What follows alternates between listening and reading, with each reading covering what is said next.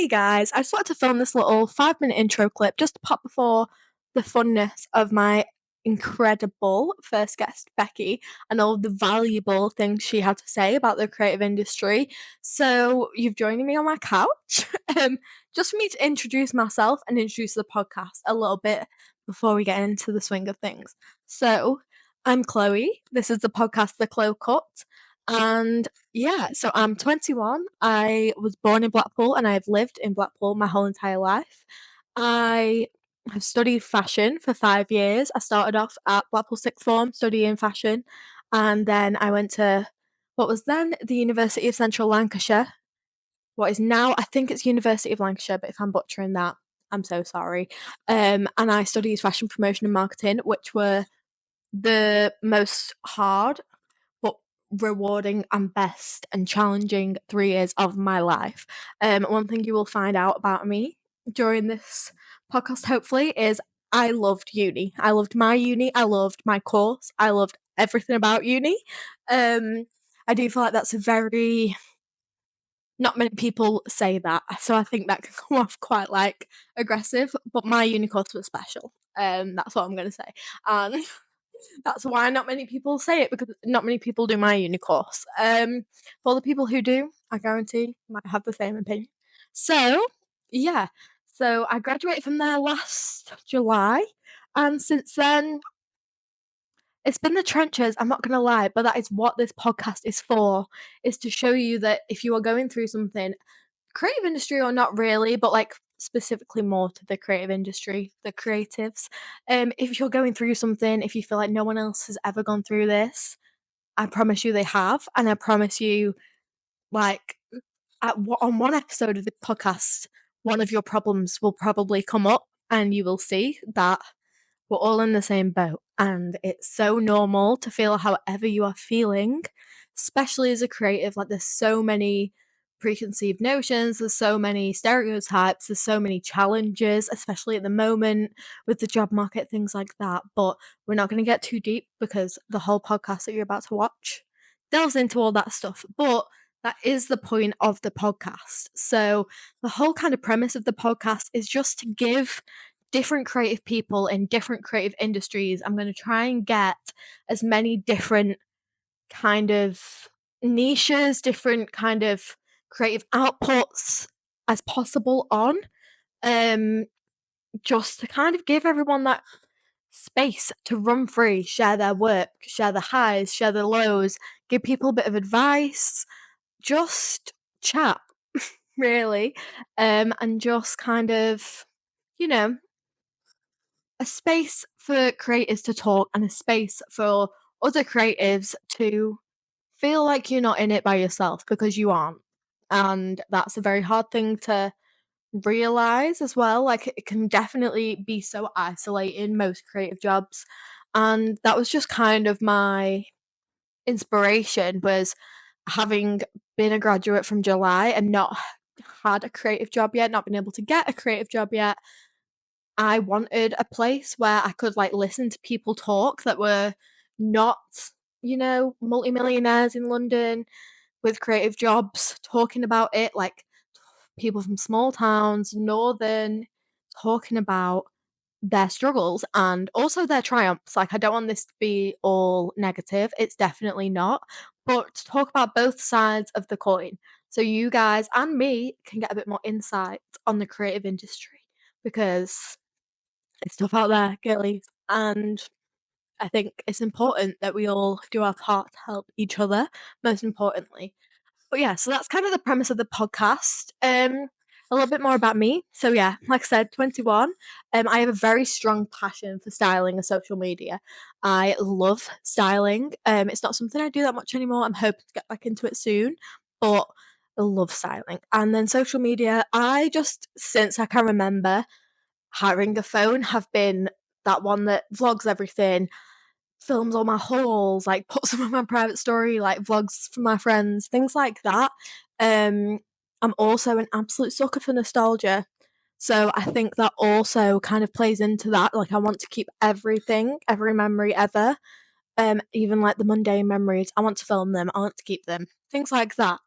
So that also kind of inspired the podcast because I've always just loved sitting in front of a camera and talking, and I thought, what better way to do that? So, yeah, I think that kind of wraps it all up. Obviously, you'll find out a lot about me throughout this podcast. I will also be talking about my experiences and as well as like interviewing the other creatives. So I don't want to like share too much and have nothing to talk about. As of the moment, the podcast is only on YouTube and my TikTok and my Instagram. I'll also be posting little clips of it. So it's all going to be video based at the moment. And at the moment, I also don't have a rigid schedule that I'm going to be following because I think that sums the creative industry up. Nothing can be planned, and getting guests and things like that is hard to sort, and it's hard to make sure like things come up a lot and things change, things happen. It's going to be all part of the process, but I'm excited to start this journey and I'm excited to learn on this journey. I think that's a big thing. Is this is all I've never done this before, so this is a learning experience for me. Things will change. The way I film will change. The way I lay it out will change. Everything will change as I'm filming this. But that's also the beauty of being in a creative industry is it's ever changing and so are you, and that's completely fine. So I think that's everything. So without further ado, I'm gonna slide on into the podcast with Becky because it's just amazing, and I think you're all done with me talking now. And yeah, so see you on the other side of the podcast, and I hope you all enjoy. Hi everybody. So we've got the first episode, and we are joined by Becky. Hello. Also known as Grumpy Girl Graphics on all of the social medias. Yes. So, do you want to start a bit and just intro yourself? A little quick speed run of who you are, where you're from, what you do, that kind of mini run of what I am and what I do. A quick one. I'll try and be quick. You don't have to be that quick, but I'm horrendous at doing short stories. But yeah, so my name's Becky. I'm a freelance artist and designer and working class girly and mum. And yeah, I'm from Blackpool and I'm very proud of being from Blackpool. And yeah, most of my work revolves around all of those things. Being from Blackpool. We love it. Yeah, we love to see it. And yeah, obviously this podcast is all about interviewing different creatives, working class girly as well. So interviewing like-minded creatives, because I feel like it can be a bit hard sometimes figuring it out and knowing where you sit. Yeah. And 100%. Kind of things like that. And feeling like you're behind, I feel like that's a big thing. Yeah. For me, like since finishing uni, I feel like feeling like you're behind. And then like you'll speak to someone and you're like, oh no, okay. Like no, we're all kind of in the same. You're completely fine. Pool. Yeah. Finishing uni was like genuinely the most traumatic experience of my life. Like genuinely. It's a long 3 years. Like I had a breakdown. What did you do at uni? I did interior design. Oh. And then for my final major project, I didn't sleep for 3 days. And I acted like I didn't sleep for 3 days, and I cried for 14 hours when I did my hand in. And this moment haunts me at like 3 a.m. every other night, and I'm like, okay. That happened to me. Yeah. I lived it. Yeah. It's awful. And you feel like, you finish uni and you think, oh, my life's going to begin now. And then it doesn't. Yeah. And then you're like, fuck. Like, I finished uni, came back home, because I didn't want to, like, live the city life, couldn't afford to live the city life. And then started working as a shop girl in like Reflex and Walkabout, and I was like, I can't believe I've been 3 years at university just so I can become a shop girl. Yeah. And it was just like, and then I got fired from being a shop girl, and then I had an even bigger crisis. Yeah. And I was like, I can't even be a shop girl. Yeah. No, I get it. Awful. Yeah. Genuinely awful. Trying to get a job is not. Nails. Literally nails. Hence why I work for myself. Yeah. So fair though. And yeah, so you've got a son. Yeah. Do you want to share a bit about being a mother and working? Because I could not imagine. It's its own thing, man. Like, honestly, I was so naive before having a baby. I was like, I'm not going to change. Yeah. Everything's going to be fine. Like, I'm going to be able to do what I want. I full go on the same. But... No, so hard. Like, yeah. Like, yesterday, for example, like, he's only at nursery like 2 days a week. How old's he now? 1.5. Oh, so that means he's fucking crazy. It's like that weird age where they're not fully at nursery, but they're also not fully at home. Yeah, and they're just like in this little in-between bit, but he's also like completely wild and like he's not safe in any room. Yeah. And I'm just like, fuck, how am I meant to get anything done? And the key is, you don't. Yeah. You just don't get anything done. You wait till he's at nursery. You do, you can. Yeah. You can. I mean, like, you know, he's at nursery now and here I am doing business stuff. Are the dishes done? No. Is the No. washing done? No. Do I give a fuck? No. No. Creative just got I'm doing what I can to get by.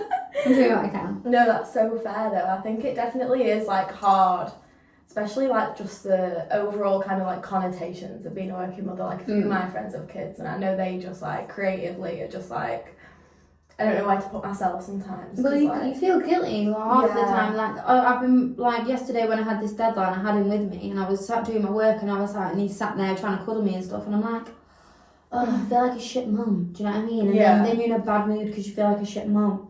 But, you know, this is probably one of the reasons why there isn't as many working class creative mothers. Because we don't really have a choice. Like, we have to back out. Yeah. Because you have to look after your kids. Like, that's the priority.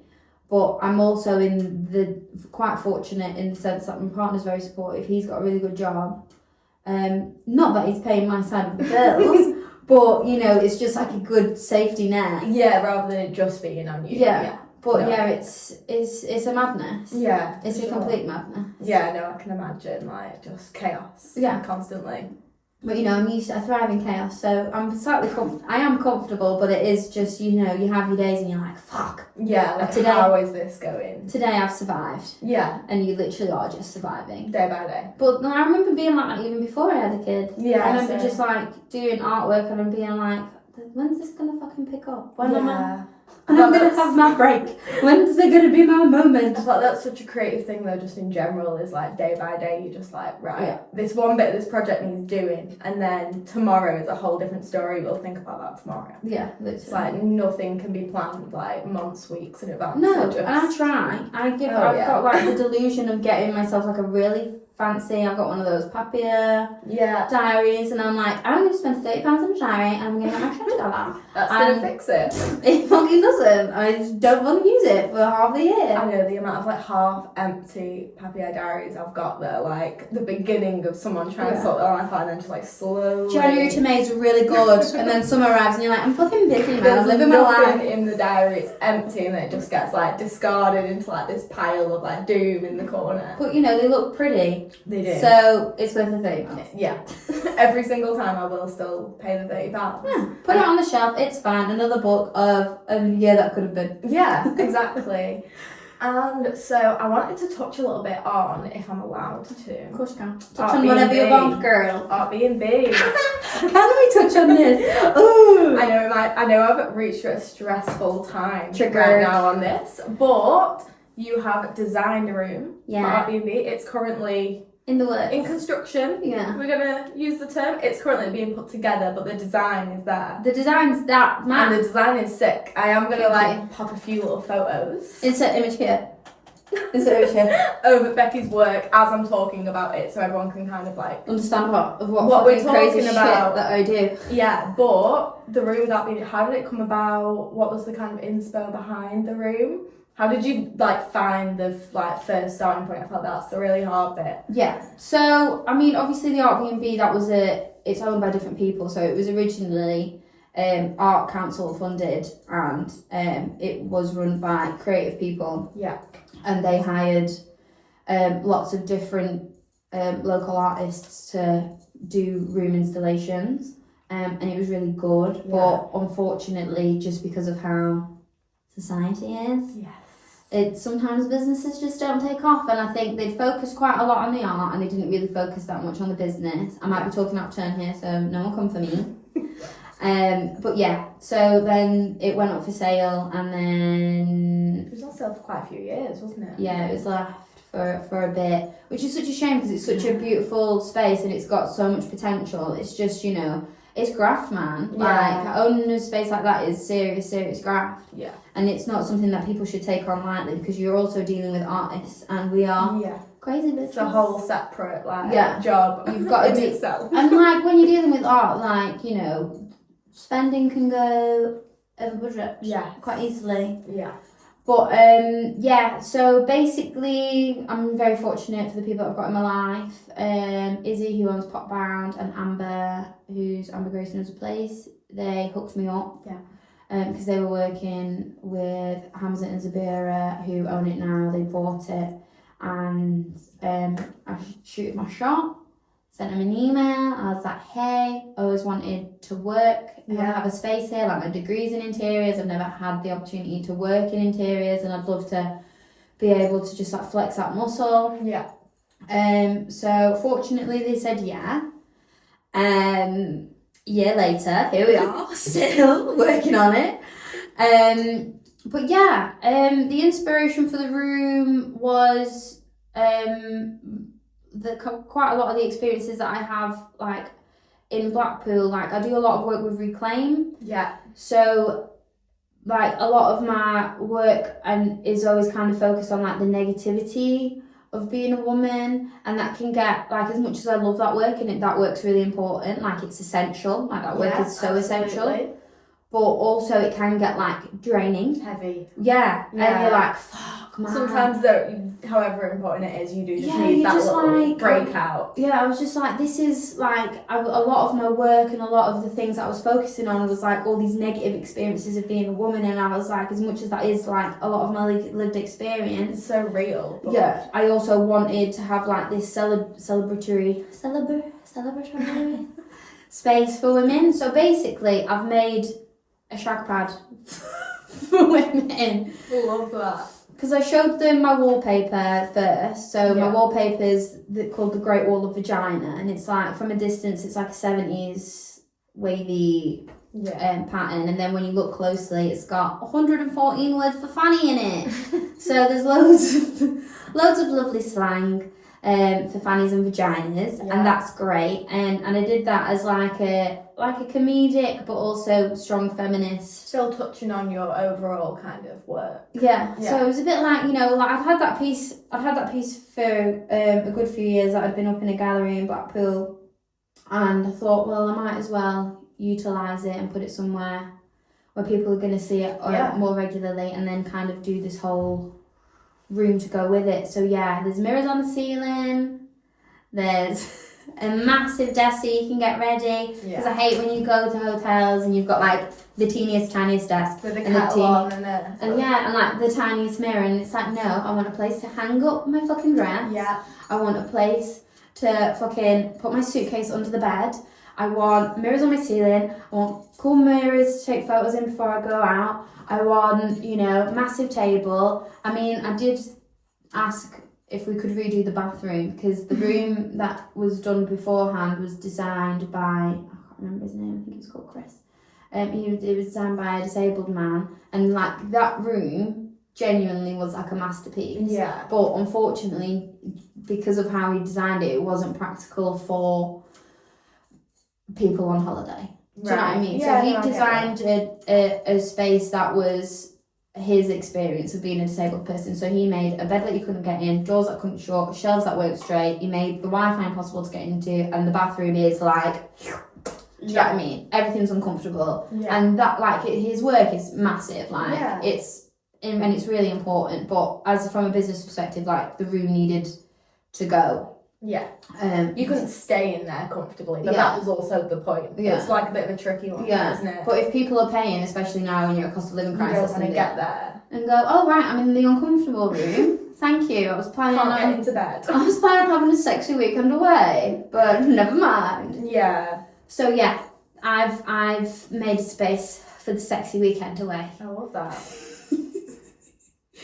For the women, designed by a woman. Yeah, that's it. I just wanted, because I feel like, you know, we have so many male created spaces as well. Like, and everyone always shouts at the girlies as soon as we start doing anything girly. 1,000,000%. Yeah, they're like, oh, why are you making it just for girls? And it's like, fuck off. You've had to work in men's clubs your whole life. Yeah. And fucking tennis clubs and golf clubs and all that, like, whatever it is. What is that other one that they all do where they're all part of, like, what is it? Is it the unions? No, it's not the unions. I'm for the unions. What are they called? It'll come to me in a bit, and I'll just say it randomly. Back on it. We'll touch back on it. I'll just edit it into this bit, so no one knows. That's absolutely fine. Yeah, I'm thinking of it, my brain's like working men's clubs, like like them, but then it's like the fuck it, we'll leave it. It's right. It's gone. We'll leave it for now. We'll leave it. Maybe touch back if it pops up. If it arrives. It arrives.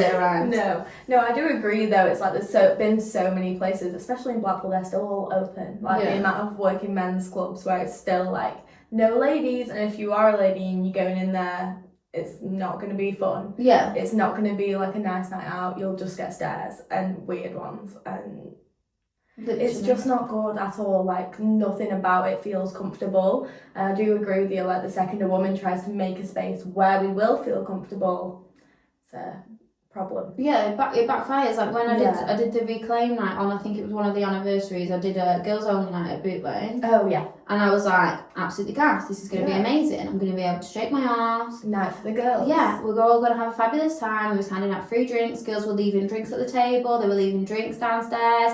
You know, and it's just like there's so many things that you go through throughout the day when you're going on a night out in the public that you don't even realise that you're doing. Yeah. That you're doing to like protect yourself. Yeah. Like my dad, he is a hyper protective farmer. Like when I started sixth form, he gave me a Swiss Army knife, and I was like, Dad, I'm only getting on the number 14.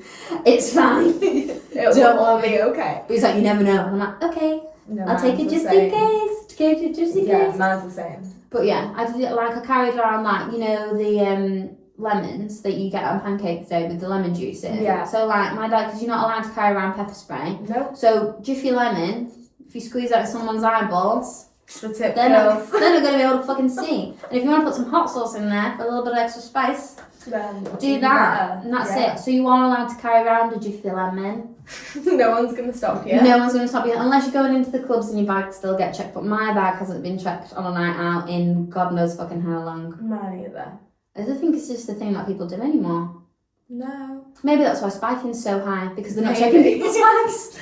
Maybe check people's bags, guys. Maybe start checking the bags. Or maybe don't, because I've been having a very good cheap time without you checking my bags. And also the girlies aren't having the spiking, so there's no point checking our bags. Yeah, check the literally. pockets. Yeah, check the boys' pockets. Not us. Yeah, literally. Yeah, so speaking of Reclaim, while we're here, we might as well jump over to that then. Yeah. Reclaim, tell us all about it. You've been working with them for quite a while now, haven't you? Yeah, so that's been like, I basically do quite a lot of the graphics for them. So it's just like posters, t-shirts, that kind of thing. But yeah, it's just nice to get, I haven't been to one of the meetings in a while just because obviously it's just not lined up since having my son. Yeah. And me thinking that life's just going to be able to carry on. Everyone's like, where are you? Touching back on that, yeah. Literally. But yeah, so it's just like a nice space where the girls can come and get together. We can validate each other's experiences and stories. Most of the time it's super chill, crafty, there's always something going on, and then we're just kind of trying to plan things and make space and time for things that we want. So there's like running clubs, dog walking things. So like obviously I'm focused on the nights out because they're the things that I like to do. I like going out, I like dancing. And they're things that I don't feel like I can do safely. Other girls don't feel like they can walk the dog safely. Other girls don't feel like they can go for a run safely. Yeah. So, yeah. And obviously they do all the marches and things like that. Yeah, it's all about like the individual experience. They do like quite a lot of different events on quite a lot of different experiences. Yeah, so if you've got something that you want to do, or, you know, anything that you've kind of been like, oh, it'd be really nice if you could get like a little... Yeah, if you could do that nicely. Oh, I'd love to be able to do this with a group of girls. That's probably... Just come see us. That's probably the group of girls to go to, Literally. So where is it you guys meet then? Usually at Antisocial is the main place, but it has been at other places like Redfern, Tattoo Studio. Yeah. Whoever's willing to have us, really. We go there. We go there. We show up there. Yeah. But yeah, I'm really proud of the work that I've done with them. Yeah, and then all your prints are sold in Antisocial as well, aren't they? Yeah, they are. Which has been 3 years in the making. Yeah. I've realised there's a lot of things that I said 3 years ago that I've only just started doing now. Absolutely fine. So I've discovered I'm a slow burner. I think I'm a slow burner. I think that, again, that's just such a creative thing though. Like, this podcast like this was meant to be started, I think, maybe 10, 11 months ago, and like now I'm just getting around. That's a good turnaround. I'd be happy. And that's like the quickest that something has, and I'm like, oh, this is fine. Everyone's like, it's been ages, and I'm like, it hasn't. Mate, honestly, everything I've realised is taking me about 3 years. Like the Collage Club, that was an idea that I had about 3 years ago. Yeah.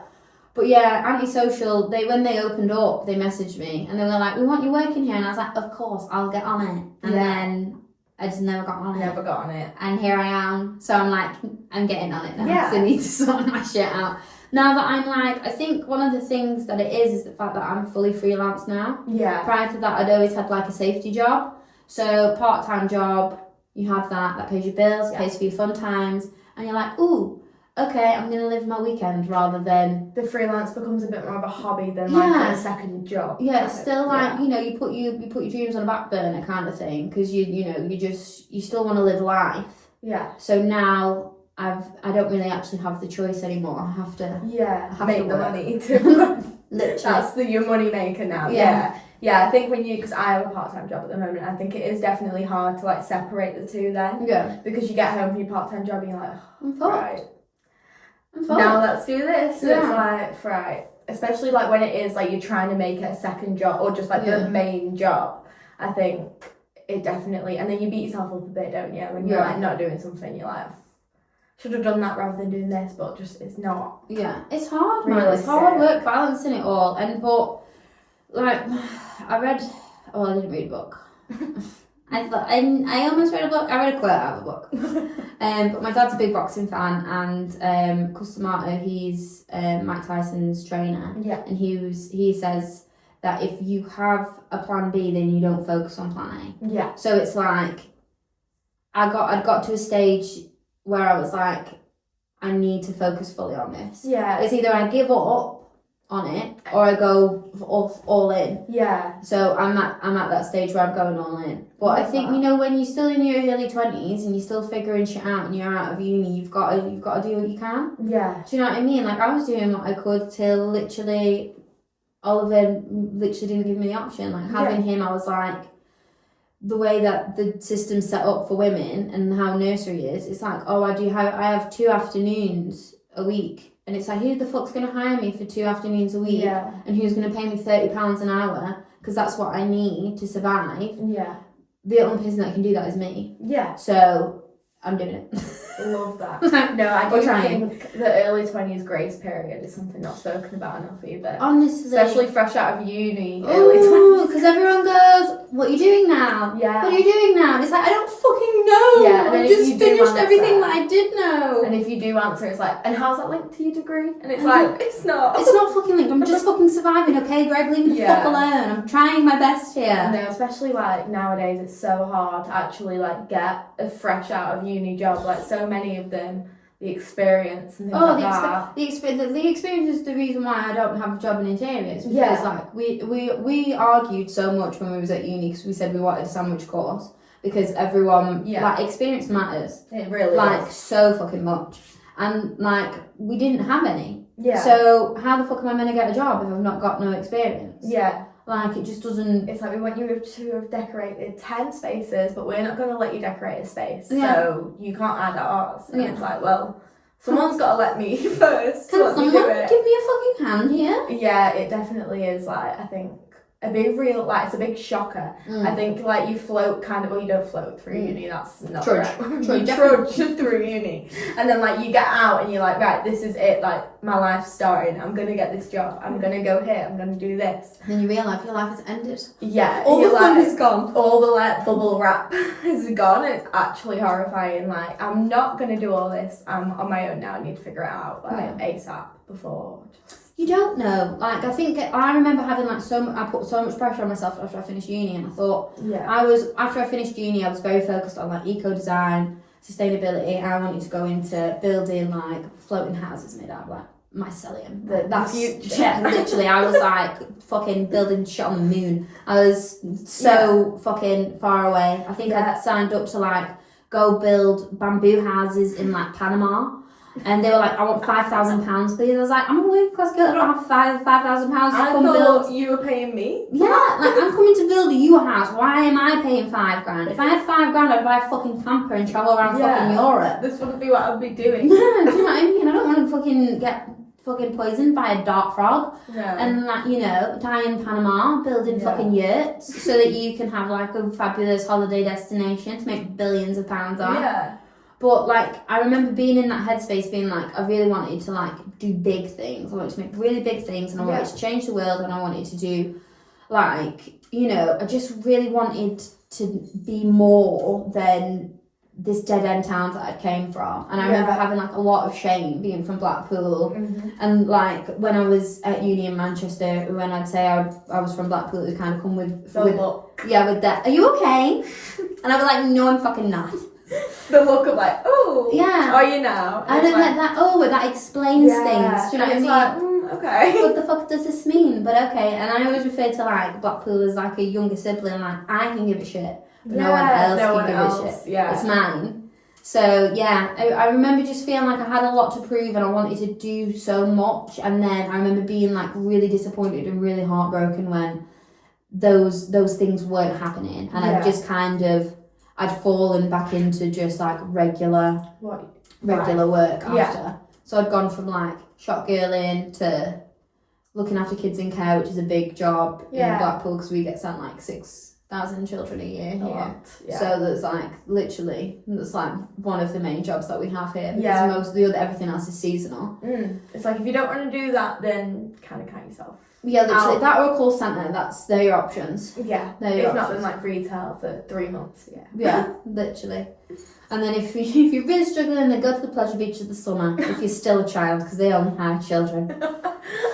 No, it is definitely like a blanket of shame. I feel like, especially just any like working class northern town, but I feel like Blackpool specifically is definitely one of those where it's like comes with a lot of stigma and everyone's a bit like, oh, okay. Yeah. So I just felt like, I had a lot of fuck you energy at that time, and I was like, I'm gonna prove you all fucking wrong, man. Yeah. Like, I can do this shit. I remember when I was on my uni course, my tutor didn't want me on there in my second year. She was like, I think we should transfer you. Yeah. And I was like, no. Just added fuel to the fire. Yeah, I went crazy. Yeah, gonna prove that I can't be here. And then however many years later, 10 years later, I'm designing my first room. There we go. And it's done it. Well, she's doing it. It's still a hot mess and it's in the process, but it'll come together. Eventually, I'm hoping it's the first of many, because I do love doing it. Like it is. I like making spaces where people are like, oh. Yeah.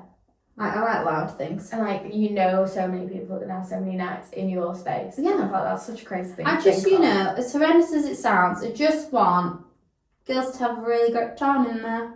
I was going to be way more explicit. I was going to be so much more explicit. Whichever way you may want to have. Yeah, I was going to use words like fingering and things like that, but I've decided against it. Even though I did just say it. Use the imagination of that. I just want girls to have a really good time. Yeah. There was just so many gaps in like the way women are treated in so many different areas, like sexually and, just like having spaces for us, and us just like having pink girly spaces is seen as like a ooh, and it's like fuck off. Yeah, why? Look at all your sports bars, exactly. All your sports memorabilia with your sweaty fucking t-shirts in a frame with your fake signature on. Fuck off. No, I want pink and neon and multicoloured and fluffy and glittery and disco balls. Yes, exactly. That's what I fucking want. Yeah. I just wanted to make a good space where a girl could get ready before going out in a go-go boots. Yeah. Before pulling and going back home again. Head off on the town. That's it. Grab yourself a girlie or a guy and have the night of your life. Exactly. Or they. Either or. Either or. Yeah. I feel like that is definitely like just the point, isn't it? Like we just want like nice, safe, happy girly. It's not a lot spaces. to ask. It's not a lot to ask. It is a lot to ask for, but shouldn't be a lot to ask for. Literally. But here we are. The fight continues. And then I want to touch on College Club. Yes. Because I went to College Club. It was fabulous. I was hoping for many more. Yes. So I'm wanting to do them regularly. Yeah. And like genuinely, it just. It was a bash. It was a lovely time. It really was. I just wanted to make kind of the events that I'd like to go to. Yeah. Because I feel like there is quite a few like craft things happening, and people are doing quite a few workshops. They're leveling up at the moment. Yeah. And I do feel like there is this there is like this little creative revolution that's happening in like Blackpool and the Files. There definitely is. There's like everybody that I know that's like here with us and is going through it, and I'm like, can you feel it? And I'm like, I can feel it. Yeah. And I'm like, it does just feel like we're getting somewhere. Yeah, well, I feel like we're getting gentrified for sure, because they're knocking down all the horrible, well, not all the horrible, but all the historical buildings. So that means so much to me. And replacing them with car parks and other buildings. Yeah. But bar that, like, it does feel like, you know, there are big changes happening here, and, you know, loads of people, like, you can see it when the season's on, like, it's busy. It is like, busy. People are wanting to come here, and that means the world, man. But yeah, it's just nice having a creative space to just do things. Cut and stick. Yeah, I also wanted just to make something that wasn't as intense. Yeah. So, like, my fella, he's not creative at all. No. Like, and not even a little bit. No, Let's not say. either. He's, like, very mathematical, pretty straight cut, really. Yeah. And I love doing, like, creative things, and I did drag him to do a pot painting workshop at Izzy's at Pot Band, however many years ago, and I spent 3 hours painting the pot, and I had the time of my life, and he had an existential crisis, and he was like, I don't know what to do. He ended up painting, like, a little jigsaw on it, and I was like, oh bless you, you've tried so hard, I'm so proud of you. Yes, thank you for trying, but I feel like collage is just, like, a really easy intro to art. Like, it's like one of the first things you do. Yeah. When you're, like, a kid, you're cutting and sticking. That's it, and it's just, when I was, I do, like, one-on-ones with kids in care, teaching art classes and stuff, and it was one of the things that I did with one of my first students, and it's just a really good way of getting to know people. Yeah. And I think when you're doing creative things like that, and especially when most people book on by themselves, it's a really good way for people to connect with each other, learn about each other, and, you know, just, like, make for the sake of making rather than thinking about the outcome. Because when you're a creative person and it's your profession, it can become draining. Yeah. And there is the pressure, and you're like, shit, like, I need to make these prints, I need to sell all this, and you have to, like, you know, hustle, and it takes the joy out of it. Yeah. So, like, literally yesterday when I was making that poster, like we were saying before we started, like, I didn't have the juice yesterday. Like, I didn't have the creative juice, so I was just like, fuck, what the fuck do I do? Yeah, and at that point it does get stressful, doesn't it? 'Cause like, there's literally no one here to answer but me. Yeah. Like, no one can tell me, like, what to put. Like, I need to come up with something, like, fucking now. Yeah. So, yeah, I just really wanted a place where, you know, everybody could get together, chat shit, eat some cake, drink some nice drinks, you know, craft away. Yeah. And hopefully come away with something nice. And if you didn't make anything nice, it's fine. Yeah. You had a good time. Exactly. That's it. Yeah. But yeah, it's just, I've started pole fitness recently, and it's that space is at Kelly Amelia Fitness. Yeah. For anyone that cares. That space really has, like, changed my life, and like, without sounding, like, cringy as fuck, but, like, it's kind of given me the realization, like, how important community is and how important it is having supportive people. Like, I've never been in an environment in my life that's that space there. Yeah. It also helps that I get to dance around there half naked and no one's judging. No, well, people are filming me, but they're filming me with consent. Yeah. It's not some creepy man in the corner of a bar gonna wank over me later. Yeah, it's like filming for the talent. Yeah. So, well, I don't know about the talent, but you know. No, I know what you mean. But yeah, that made me realise how important, like, having a community was, and I was like, there's a need for, like, a creative community, and it's something that I've wanted to do for a really long time. Like I said, it's been like 3 years that's been in my mind. But I just want to go around, support independent businesses. Yeah. And, you know, just make spaces where people can come and relax. Because I think creativity is something that isn't really valued much anymore in society, particularly, like, when you look through education. Like, my brother's just finished high school, and they don't really value creative subjects, like, at all. Literally, so it's just like, and this is why we don't have any working class creatives, because they don't value creative subjects, and people go, well, there's no money in it, so how the fuck are you going to survive? Yeah, so I just won't pick it, I'll pick something else. Yeah, and also, like, creativity is massive for mental health as well. Yeah. So for me, it just ticked, like, loads of boxes. It was like introducing creativity to working class people. It's just a way of working with your hands, getting off your phone, sorting out your headspace, like, art and creativity is like my whole fucking life. Like I live for it, and I live for every single form that it like comes out in. Yeah. And yeah, I just wanted to share that with as many people as possible, and I'm looking forward to doing that a lot more. Yeah. I'm hopefully applying for another art grant so that I can get some more money and hopefully bring it to a bigger scale. Yeah. Because I think the idea's got legs. Like, I don't know, like I was saying before, like, just feels like things are brewing, and it feels good. Brewing, for sure. Yeah. And I'm just, I feel like I'm about to boil, and things are coming to the surface, and it feels nice. Like, I'm not worried. No, that's a good place to be in. Yeah, which is rare. When it's bubbling and it's not bubbling with worry. Yeah, and it's always good. Or anxiety. It just feels like I'm right. Maybe I'm just like a little bit of dough, and I'm proving in the proof drawer. Almost ready. Yeah, and I'm just like, just about to be put in the oven to toast off. Yeah, and then to be thoroughly enjoyed by everybody. Yeah, I know exactly what you mean. And yeah, speaking of the art grant, I feel like every time I'm about to move topic, I'm on it. So we're just in sync today. The art grant, so you got that, when was that? It was a little while ago, wasn't it? Not like too long. I think I got it last summer. Yeah. I read the email last summer. Yeah. Because I opened it whilst I was wearing a bikini. So I got a video of me opening up the email to see whether or not I got it. So I had Oliver in my arms, had my bikini on, and I thought this is going to be really shit. Either way. Yeah. But if I've not got it, it's a bit of a weird video. I've got it. Just me crying because I haven't got money. But then it was a video of me crying because I've been given money. Yeah. But it's a madness. Like I wasn't aware it was a thing. Like, well, no. So just in case anyone doesn't know what it is we are talking about, do you want to give us a little intro? Yeah. So basically, the Arts Council, they give out money. They give out grants. So you can have personal development funds or you can have project funds.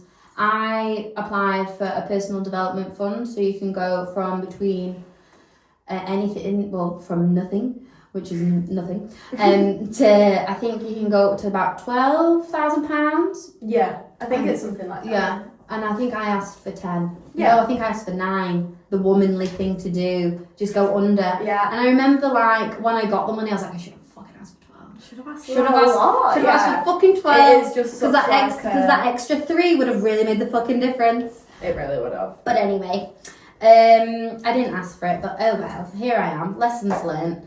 And then we do the project grants, which can be anything from £10,000 to £100,000. Yeah. So that's what I'm going to be applying for next. But I'm not going to be asking for £100,000 because my ideas are big, but they're not that fucking big.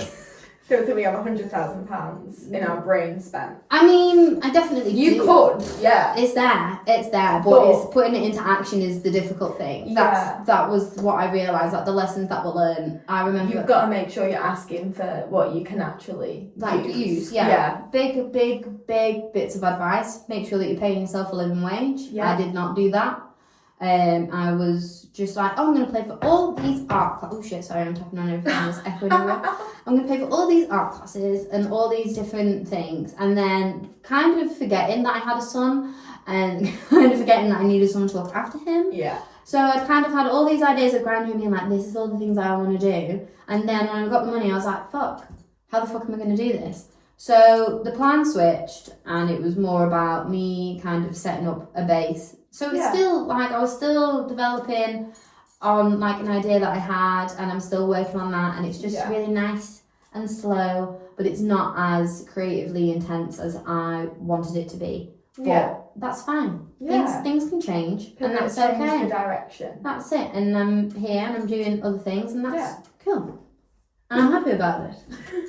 Yeah, I do definitely think because I had no idea it was a thing until I saw you, and then I had like a little look into it, and I was like, how does nobody talk about this? Literally. Like, how does no one know? And then like I spoke to all my friends, they were like, what? And I was like, yeah, like you can get given fucking money. I mean, most of it gets given down south.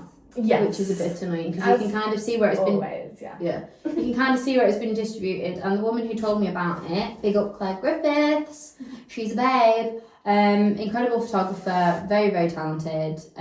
She'd been given an art grant and she told me about it. Yeah. And we just really vibe off each other, man. Every time that I'm with her, we just go like, we just bounce. And she was like, you should apply for an art grant. I think you'd do really well. And I did do really well. And I got one. And I was like, fuck, okay. So now I have the audacity to ask for another. Yeah. So what's this one for? The project one, this one? Yeah, so I'm going to go for a project grant. And it's going to be so that I can... I don't want to give too much away, just in case it doesn't happen. Share what you can. Also, I don't want people to steal my fucking goldmine ideas. No. But yeah, so basically it's just to help with making these kind of collage events and these craft events more accessible. Yeah. I'll leave it there. Yeah. For now. I'm horrendous at keeping secrets though, so I really want to give everything away. I'm going to be like, so I'm going to get this, and I'm going to do that, and then here's my whole big idea. Yeah, but no. I need to stop. I'm moving. I'm so sorry. No, don't worry, you're fine. But no, we're stopping it there. We're not spilling the secrets just yet. No, not yet. Got to wait for it to be a reality, and then the secrets will be shared. I'll be manifesting it in my head. Yeah. Which I realised, oh man, I'm going to sound like a proper wear, and I always used to hate it when people would say this. But honestly, like I've been really, well not trying, I have been trying. Yeah. I've been trying at manifesting, and it actually... I feel like you do actually have to try though. So I feel like if you just sat there like, this is going to happen to me, it's not going to happen to you. I promise that won't work. But if you actually try... Like I'm trying, like I am like, I've just been putting like certain things out there, not really speaking it, just been like thinking about like the same things over and over and over and over and over again. Like I'm very good, I've got like a really good imagination. Yeah. So I was recently at a gig and I was like, I'm gonna go meet the lead singer in the smoking area. Like I know it's gonna happen. Yeah. And I'm gonna make myself a t-shirt and the guy's gonna clock my t-shirt. Anyway, I didn't end up making the t-shirt because I thought, Becky, you're a fucking idiot. Yeah. This isn't gonna happen. What happens? I meet the musician, I meet the fucking guy in the smoking area and I was like, you should have made the fucking t-shirt, you're a fucking idiot. Yeah. But now, I believe in my own power. Yeah. I'm going to be, anytime that I have a little fucking daydream and I'm like, I'm going to go do this and this is going to happen, I'm going to meet this person, I'm going to fucking do it. Yeah. Because I could have had the opportunity. Could have had the t-shirt on for the lead singer. Do you know what I mean? And it'd have been like, great t-shirt. I'd be like, thank you, can I design your merch? Yeah. Thank you, let's make that happen. Always make the t-shirt. Then. Yeah, make the t-shirt. Can I do your album cover? That would be great. Let's become best friends. Like shoot your shot is just like the overall. Always. Shoot your shot always. Always. I'm horrendous for it. Oh, I am as well, yeah. I'm like, literally, if it wasn't for my friend being an absolute horrendous little drunk mess that she is, my very aggressive social butterfly, getting all up in his face, I definitely would have been like, hi.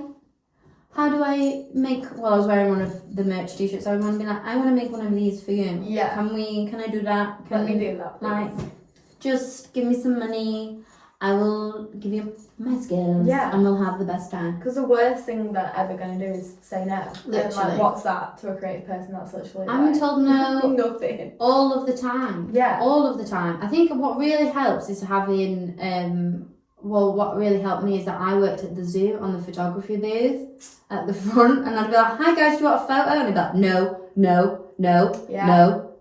And I'd be like, okay, right. I'm used to no's now. It doesn't bother me. Yeah, so if you need to build up your confidence, get yourself a job working at a photo booth in any Blackpool Zoo is just going to have like hundreds of applications. Being like, why do you want this job? Because Becky said that it would build up my resilience.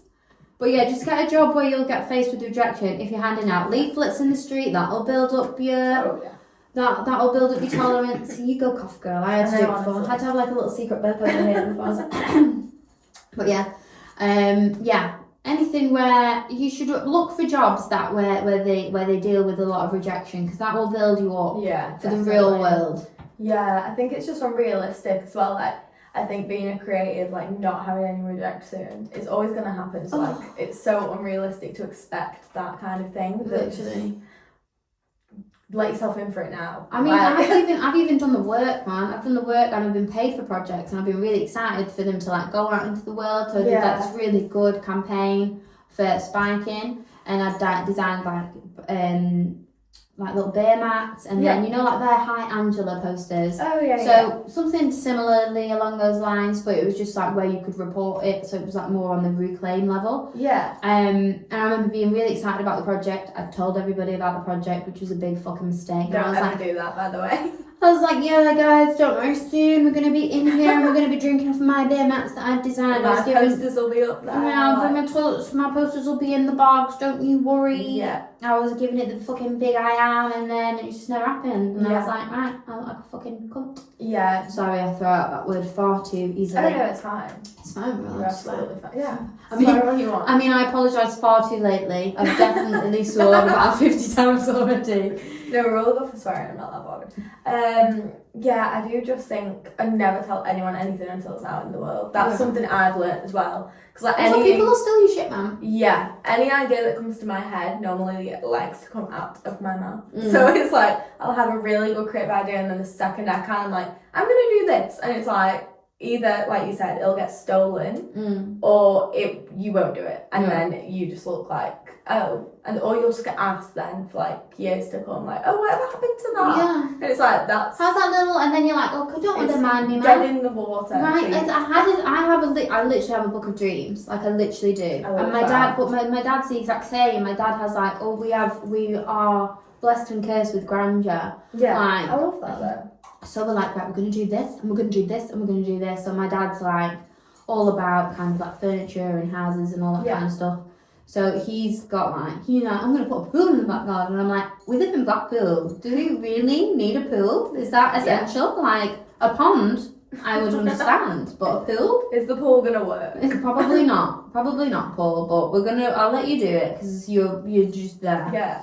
Dreaming. But I'm the exact same. Like there's a million. I literally was going through my Dropbox the other day, and there's just like logos and branding for all the businesses and ideas and like projects that I thought was gonna happen and then just never did. Yeah. But it's just mad with the collage club. Like I made a collage in a 1-to-1 with one of the kids, and then messaged Ryan from last night and was like, "Yo, can I borrow your space?" So I was like, that conversation that we had 3 years ago?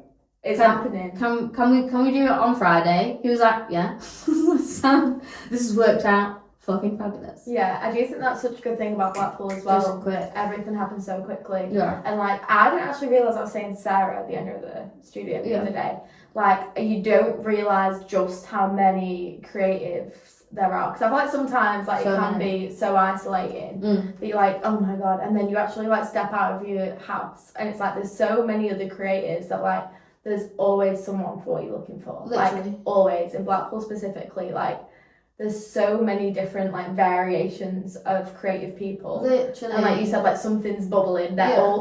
We've all kind of come to the surface at once, I'd say. Like everyone at the moment is just like here, there and everywhere and like doing 4 different things that it's just so easy to get things done around here, and I feel like no one actually realises how easy it is. I love living in a small town. Yeah. Everyone goes, like, all my friends that like live in Manny and stuff, they're like, oh, do you not miss Manny? I'm like, fuck no. No. I don't miss spending 30 minutes having to get to town. I don't. If it takes me 30 minutes to get anywhere here, I'm like, I'm not going. Not going. Do you know what I mean? I want 10 minutes maximum. Yeah, everything's 10 minutes away. Everything's 10 minutes away, and that's how I like it. Yeah. I love being a small town person. Yeah. I love fucking everybody knowing who I am. Not everybody. But you know what I mean? I like going into town. I like bumping into people that I know. Yeah. And I like, catching up and like shit. you never get away from town without seeing at least one person stopping you, being like, oh hi, like what are you doing? And you're like, I'm trying to be really busy and being really quick, but now I'm going to be an extra half an hour because I'm going to get fucking sidetracked on this mission. No, I know. I do think, like, I always grew up being that one that was like, I'm going to get to the city, I'm going to get to Manchester and get, like, a big fat fashion job. And now I do feel like I've kind of come to the realisation that, like, I don't think it's for me. It's so expensive. Oh, yeah, no, first of all, disgustingly expensive now. You've got to live that life. Like, one of my best mates, she lives in Manny, She was very recently, till a fella moved in, she lived in Manny on her own. Oh. And, like... and she's got a good job, like a fucking good job. But she's still like, everything's going on the fucking gaff, and that's fine because if that's the life you want to live, that's cool. But also, like, I could not. No. I could not. I need to be able to spend money on shit. Yeah. Yeah, I was always like, by 21 I'll be in Manchester, and then it's like you get to 21 and I'm like, no. I'm just a baby. Absolutely not happening. I think that's definitely a thing as well, like 20s, I feel like I'm 22 in 2 months. Oh my god, you're just a baby. You really are. But then I feel like I'm like 30 years old sometimes. Like people ask me questions and I'm like, I shouldn't know that yet. Like, why are you asking me that now? Like, But I don't know the answer to anything. no, I know. I'm like, don't ask me that. Like, I'm not interested. I don't know what you're talking about. Leave me alone. Yeah, I think just as soon as you come out of uni, everyone just assumes you're like 45 years old and have the answers to everything. Yeah, and you like, don't. No, you're fresh. Like you've gone your whole life in education. Yeah, literally. Like that's all you've done is and that's the only reason why I did uni, because I was like, I don't want to fucking hit the real world yet. That's literally. And that's the thing. That's like what the majority of the things within our generations have done. Yeah. Is like we've done it because it's the next logical step. Yeah. Not because it's like You get a bit scared and you're like, oh no, not real world yet. Also, you don't want to miss out. Everyone else is going to uni. Yeah. I'm going to go to uni. Yeah, because I was always like dead set against uni, and then it was a very last minute decision that I went because I was just a bit like, oh, I don't want to be in the real world yet. Literally. Luckily for me, like I loved uni. I'm one of them like nerds that like I will shout out my uni course till the day I die. We were talking about uni, I think. Yes, the existential. Yes, the existential uni dread of crisis. leaving. Yeah, the dread of leaving uni. But yeah, I loved my uni course. Like it was so hands-on. I feel like that's it though. Like Yeah. I've spoke to friends from college that went to Manchester, did the same course, like literally did not leave a lecture hall for 3 whole years. No, you want to get. I think was- creative people, you want to work with your hands, but also especially fashion girlies. Like the fashion girlies, they work below us at uni. Yeah. And Same with us, we worked above the textile students somehow. So literally, I have never known any group of people work harder than fashion students. Yeah, definitely. It's first people there, last ones out, hustling all day every day, and it's like labour intensive. Do you know what I mean? They're definitely. like, you're rolling out fabric, you're cutting, you're sewing, you're getting your fingers caught in all sorts of machines. Do you know what I mean? I'm just sat there on my little computer being like, oh my god, my floor plan isn't converting. Isn't going correctly. Yeah. Yeah, I think with our uni, like it was 100% coursework, and that was just something Such a I dream. loved. I think we had an essay to write in second year and an essay to write in third year, and that was it. That's But they were like based off so we had like a final major project. Mine was about elderly ladies. Cute. So I got like all my like nana's friends to do a photo shoot for me and did like full over 60s aging lovely like Stop magazine. it. I need to see that so badly. I will also pop some on the screen. Not that it's about me, but like no, it's I'll important. send you Show some. shit, man. Show shit. I want to see it. But so I just did my essay like based off of that, like Iris that fell. All the I fucking love classic Iris. queens, yeah. That's who I want to be when I'm older. Oh yeah, 1,000,000%. And then there was this like I can't actually remember what it's called. I'm gonna do you. It's gonna do my head okay. in. It was like a film all about like women over 60s and like the way they dress. I think it was called. I have no idea, but We'll link it. yeah, We'll link I'll it. find it and link it. I have the DVD at my house. I had to buy If not, you can rent it out. a DVD player to watch this film for my Fuck uni it. project. But You're like, there's this is so retro. yeah, and there's like I was looking to like that woman that like just wears green. And Oh, she's like 60. I love her. The house is green. I'm she's literally green. her. My house is going to be all green. I literally am. Yeah, and it's like it was just so fun, and I think like then when I talked to my other friends, they're like, oh, I didn't do a whole photo shoot, and I'm like, I had to style so many photo shoots throughout uni that like at the time it was like, oh my gosh, like another shoot day, photographers, models, studio, like, hair and makeup, like styling. So obviously I did promotion and marketing, so it was like more on that side of things. But they're like, oh, I wouldn't know how to like make a casting call or book a model, and I'm like, it's like you've got skills but then now, it's like they'll get out of uni, and I'm like, how can uni courses be that like you answer questions? Yeah, like you sat there watching a PowerPoint and then you answer the questions on the PowerPoint, and I'm like, well, that's literally no transferable skills. Like I could have done that at home. Yeah. I could have watched the TED Talk. Yeah, I don't have to pay for that. Literally. And I think that's one thing that like me and all my uni friends commend my uni for. It's like it's so hands-on, and like it was such a small team. So like I think across the 3 years when I was there was 5 teachers. That's good. Across all 3 years. Yeah. So like we always, and like we split off. So like there's like a promotion pathway, styling pathway. Our styling pathway was like 6 people to 1 teacher. That's really good. Yeah. So it was I love a small gorgeous. group. I love a small creative group. It sounds very much like I did art foundation at Blackpool the Filed. Yeah. genuinely the best year of my life. Yeah. Hands down the best year of my life. Yeah, loads of people that I know go to Blackpool Felt, they love it. I would highly recommend any person, if you finished sixth form or college and you don't know what to do and you don't want to do uni yet and you're not really sure what you want to do an art foundation. Do a foundation. It's the best fucking thing ever. Yeah. I had a fucking blast. Yeah.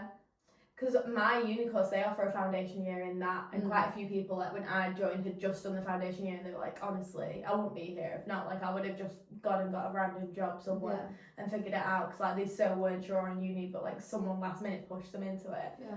I do think foundation courses are like so good for that. It's just like, I just got to try everything. Do you know what I mean? I got to try fashion, I got to try, like, I was batiking, fabrics and things like that, doing things that I never thought I'd do. Do you know what I mean? It was so good. Like, there was they did the little graphics bit, they did the fine art. Yeah. There was loads, and then obviously you just meet, like, our art schools are just like my favourite place because nobody's the same. No. And I love it. Yeah. I literally love it. One of the girls that I look after at the moment, she'd well, like they do with most children that are in care, they'll just push you to beauty school or healthcare. Yeah. And they'll go, these are your only two options because you've got health and social or beauty because you've got no GCSEs, and it's like, well, no, she's really talented actually. Yeah, and just she's another way. Yeah, then you're just not valuing her and the way that she works. Yeah. But yeah. I do want to touch a bit on the care. So I know you do quite a lot of work with kids in care. Yeah.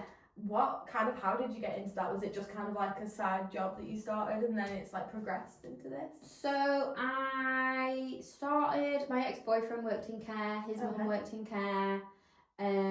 Obviously it's just like one of those jobs like we were saying before. Have. But I genuinely loved it. It's one of the just because of who I am and as a person, I don't really stick to jobs very well. I've had loads of jobs. Yeah. I think I've had about 15 jobs. Love that. Which is quite a lot. Yeah. Like, I don't usually stay anywhere longer than a year. No, I because I'm just like, ugh, I hate it. Yeah. I just get like a bit rigid. Yeah. But yeah, so I loved it. I used to refer to the kids that I looked after as my boys. Anytime that I went out and I'd talk about them, everyone assumed that I had like 3 sons. And I was like, no, they're just my boys. Yeah. But I loved it. Like, obviously, like most of your days, you'll probably call the slag and get told to fuck off. And like obviously it did come with its dangers when I worked at different care homes. Like some kid did try and stab me with a piece of wood, and I was like, that was the point where I signed out. Yeah. And I was like, this isn't worth minimum wage. No. But prior to working in that care home, all my other experiences to that was amazing, and I loved it. And I think, you know, I just really get on with like rebellious people. I get on with rebellious kids. I get on with, like, I was a set 4 kid. I'm not intellectual at all. Yeah. I get on with these kids because we kind of move in the same way. Do you know what I mean? We're both hyperactive. We like to dance and we like to fuck about and draw. I just used to do like little art class days with them when it was my full-time thing. And, they become your little best mates.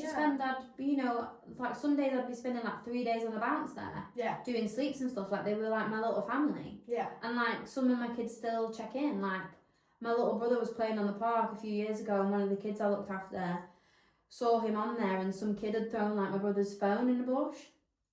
And one of the kids I looked after was like, I didn't let the guy leave until he found your brother's phone. And I was like, you're great. I love you. Thank you for existing. And thank you for still being great with me. Yeah. Because, and it is like really, really good. And I loved it so, so much. But yeah, my mum also works at a kids' care home. My mum's just got so many jobs. I was saying, many talents. Literally. But yeah, so like obviously she works in psychology, so she comes in handy at the care home. Yeah. But yeah, so it's working at her place. The woman who owns it's a good family friend. Right.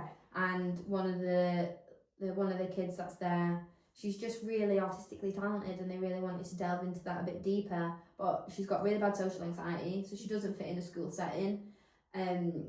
So sitting down one-to-one and getting creative and coming up with things for a few hours is the best way for her to build a portfolio and to get through that. But yeah, we're working on, using art as a way of socialising her and getting her out there. But yeah, I just get really annoyed and aggravated that the education system doesn't favour creative people. Like, the way that our brain works, like 75% of us are dyslexic, so like we're not made for writing, and we're not made for like literature and like all this kind of academic stuff. Like the main way that they teach is through literature, and it's like, well, I learn by doing. Like I like watching people do things, and then I'll do it, and then I can, that's me. I've got it now. Like that's the skill that I've got. Like me reading about it, like I can't read a recipe. I'll watch a YouTube video on someone doing it. Like I need to see that. See them. I'll be getting too caught up on like trying to read the word fucking, I don't know, like sauteing. I'll be like, the fuck does that say?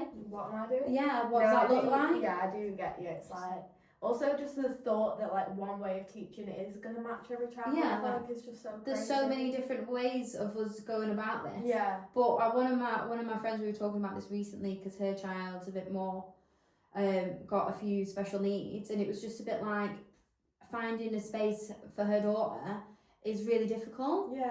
That aligns with her, because when you send your kid off somewhere, you're a bit like, oh right, okay, I'm leaving these people in charge of my child. They're raising them for this much time of the week. You're literally giving them values, the way that you're learning all this type of shit. So like the way that your child is educated matters. And personally, I don't know what kind of, if I had a child that was in secondary school, I don't know where I'd be sending them right now. No. Because I just don't like the way shit's run. No. I worked as a TA for a bit, one of the 15 jobs. And I went back to my old high school, went to most of the high schools that were in Blackpool. Yeah. And I was like, I don't like uniforms. I don't like all these rules. No. I don't like, in one of the schools you weren't allowed to clap. Like, I don't like rigidity. I'm a rebellious person, and I like being that way. Yeah, you don't. And I bond with people that are also that way. So I get on with the little misfit kids that are referred to as naughty children. Which I hate. It's awful. Yeah. Mate, these children have gone through more trauma in their however many years of life than most adults. Yeah. And they're still here, and they're still trying. Yeah, and they're that's at massive. school, like, yeah. At least they're there. They're trying. Do you know what I mean? But yeah, that's that on the kids in care. No, I love that. I do think definitely, like, touching on everything we spoke about, like, being a creative is just so hard to do, and like, especially when you're younger, I feel like it is harder. Like, it doesn't get much easier. I can't put any like hopefulness, but it's one of them, man. Like, when you're younger, it kind of, you're made to feel like it's wrong. Like your creative interests, it's like, oh, you shouldn't be thinking that way. Yeah, it's a hobby. Oh, you can do that on the side, and it's like, well, no, like this is actually what I am enjoying doing. Thriving in. Why would that not be like taken seriously? Like the girl that I'm doing my one-to-ones with at the moment, bless her, she really doesn't want to do like a creative job. Yeah. But and I was like, this has made my job very much harder. And my job is to kind of show her that creativity is an option, because it's a skill. Like, it's something that she's already got. Like, you've got the skill, so why not go with it? Translate it. And like, monetize off this what you've got. But I think the way that the world is, we just get told, particularly when we come from our kind of backgrounds, that that it isn't an option. Yeah. That we can't go do these kind of things because you need to have a backup plan. Yeah. And it's like, well, why? No. Why do I need to have a backup plan? And I mean, like, a lot of people, well, not a lot of people, but I have been asked before, like, why do I think I've made it in comparison to some other people?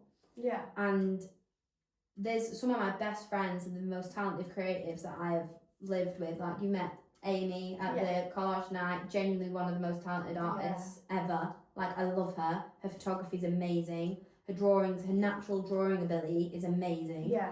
And there's so many other, like, amazing people that I've met through my journey.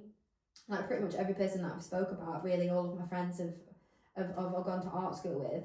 And they've all either kind of taught in education or got themselves a proper job. And I'm one of the very few that's kind of stuck to the creative path. But I feel like it's because, one, I wasn't intellectual enough to get myself a proper job. Or... I mean, probably I could have got a job, but I just feel like I'm dying when I'm there. Yeah. Not worth it. Even when I was working at, like, the last proper job that I had, I was working designing doormats for a doormat company. This is what every artist wants, is someone to rub dog shit all over the work. It's what we live for. Yeah. But yeah, I remember just being there some days and just being like, really? Like, This is what I'm doing? Is this what I'm doing? For half of my week, I'm doing this, and then I'm, you know. I think with a job like that as well, like, you'll probably try so hard to convince yourself that this was part of, like, the creative journey. You're like, well, I'm designing. So I was like, I was really glad, because it was the first time I'd been hired as like a graphic designer. That's what I mean. Properly. Like, prior to that, I was working at the COVID testing site, which was a fucking dream. Oh my god, that was the best job in the world. There we go. No, but I do think, like, it's easy to convince yourself that it's what you want to be doing. Yeah. Just because it's got somewhat of a thread. It ticks a few of the boxes. It's like, oh, I'm designing. Tick. That's all. That we're good. And it's like, it can't last. And also the feeling that it's good doesn't last forever. Yeah. Like 3 months in, you'll be like, what am I doing? Like, this is mundane as fuck. Yeah. This is mundane as fuck. And the amount of time you spend in a job, I think, like, there's just no point being miserable. Like, you spend your whole life in a job. Yeah. You spend your whole fucking. This is one of the things I will never get. Like, I've never been able to comprehend this. Like, the old generation will have got a job and stayed in that job for the whole entire life. My dad's been self-employed his whole life. Yeah. But also, he's never done anything he doesn't like, you know, he doesn't care about. Yeah. Like, I don't understand how people can get up, get dressed, put on their suit or whatever, go to work, and hate what they do. No. I'm just not wired that way. No, neither. Like, I can't spend my time like that. But particularly since having my son, I do not have the time, energy, anything like that. If I am spending time away from him, it has to be of value. Yeah, it's gave me enjoying it. Yeah, like, it's given me like the biggest like reality check ever. Yeah. I've just gone, right, does it give me joy? No. Oh, I'm not fucking doing it. I'm not gonna do it then. Yeah. I think that is just such a good thing to live by, because I feel like it's easy, like we were saying, like in the north, like it's easy to find something like that and be like, okay, like it's a job opportunity creatively. I've got to be grateful. I'll take so it. thankful. Yeah, thank you so much. But like, you don't realistically, like, if it's something you're just going to end up hating, just don't do it. Yeah. Like, there's literally, you're never going to make yourself like it. You're never going to convince yourself. They'll be fine in a few months. They'll be fine in a few months. But all my ex-boyfriends have always been in jobs that they've hated, and I am like the biggest advocate for leaving. I'm like, just fucking leave. Like, we'll work it out. Like, but I've just left every job. That I've just gone, do you know what? I'm not enjoying it anymore. I'm going to fucking leave. Yeah.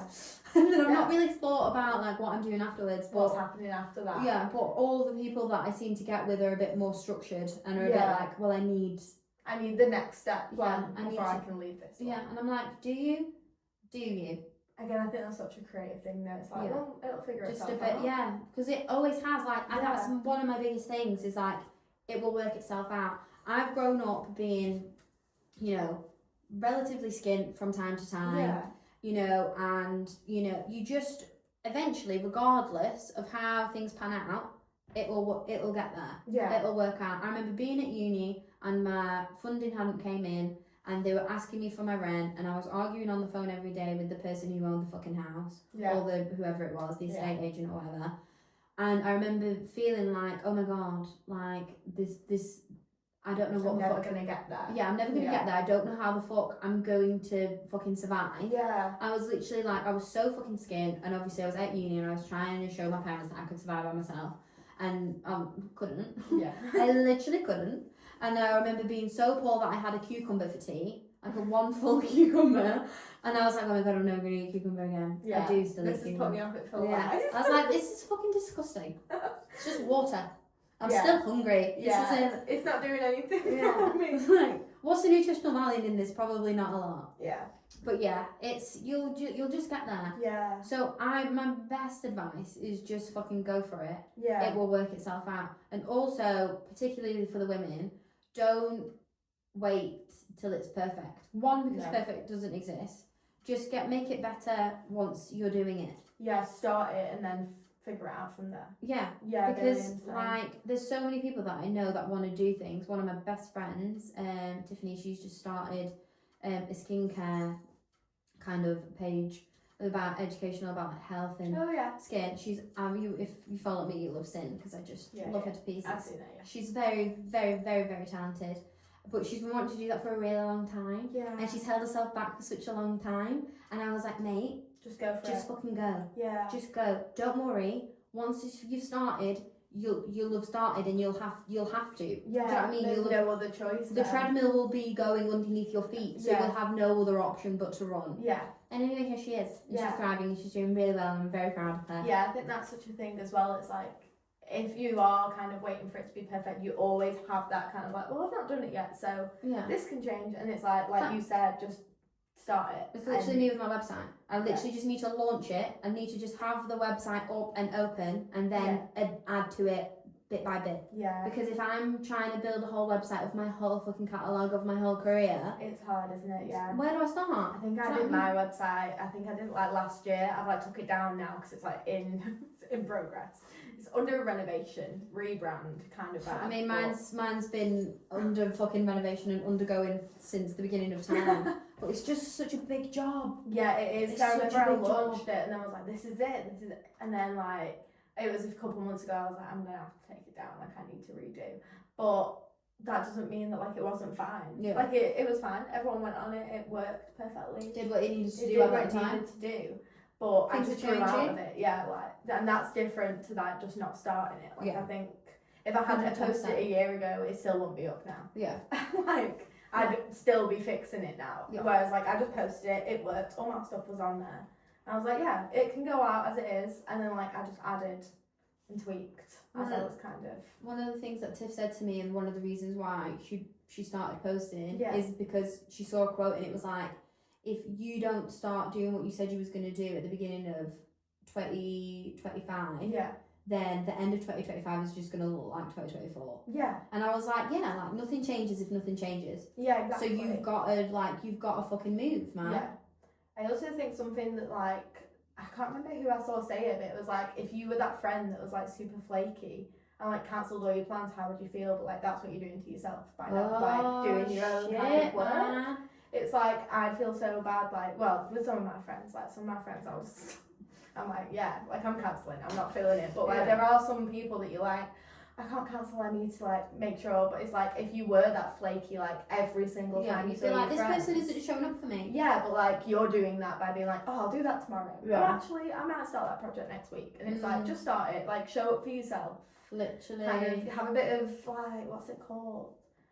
Be a bit stricter on yourself. I think that's something I'm trying to do. Is like, if I'm telling myself I'm going to do something, just because it's for me doesn't mean I can slack. Like, I have to even then so more be like, right, no, we're doing it. You've like, got to be a strict boss, and You you've got to do. be a good employee, man. I know, And that's the hard. difficult thing, because I'm a chill boss and a very lazy employee. Yeah, I'm like It's that. very difficult. Like, if I'm not feeling so, I'm very much how I feel. Yeah. If I'll just go with how I feel at the time. But now, the way that my life works, I can't go off that. I Yeah. have to do my Has to. work in those fucking 6 hours in those 2 days of the week. Yeah.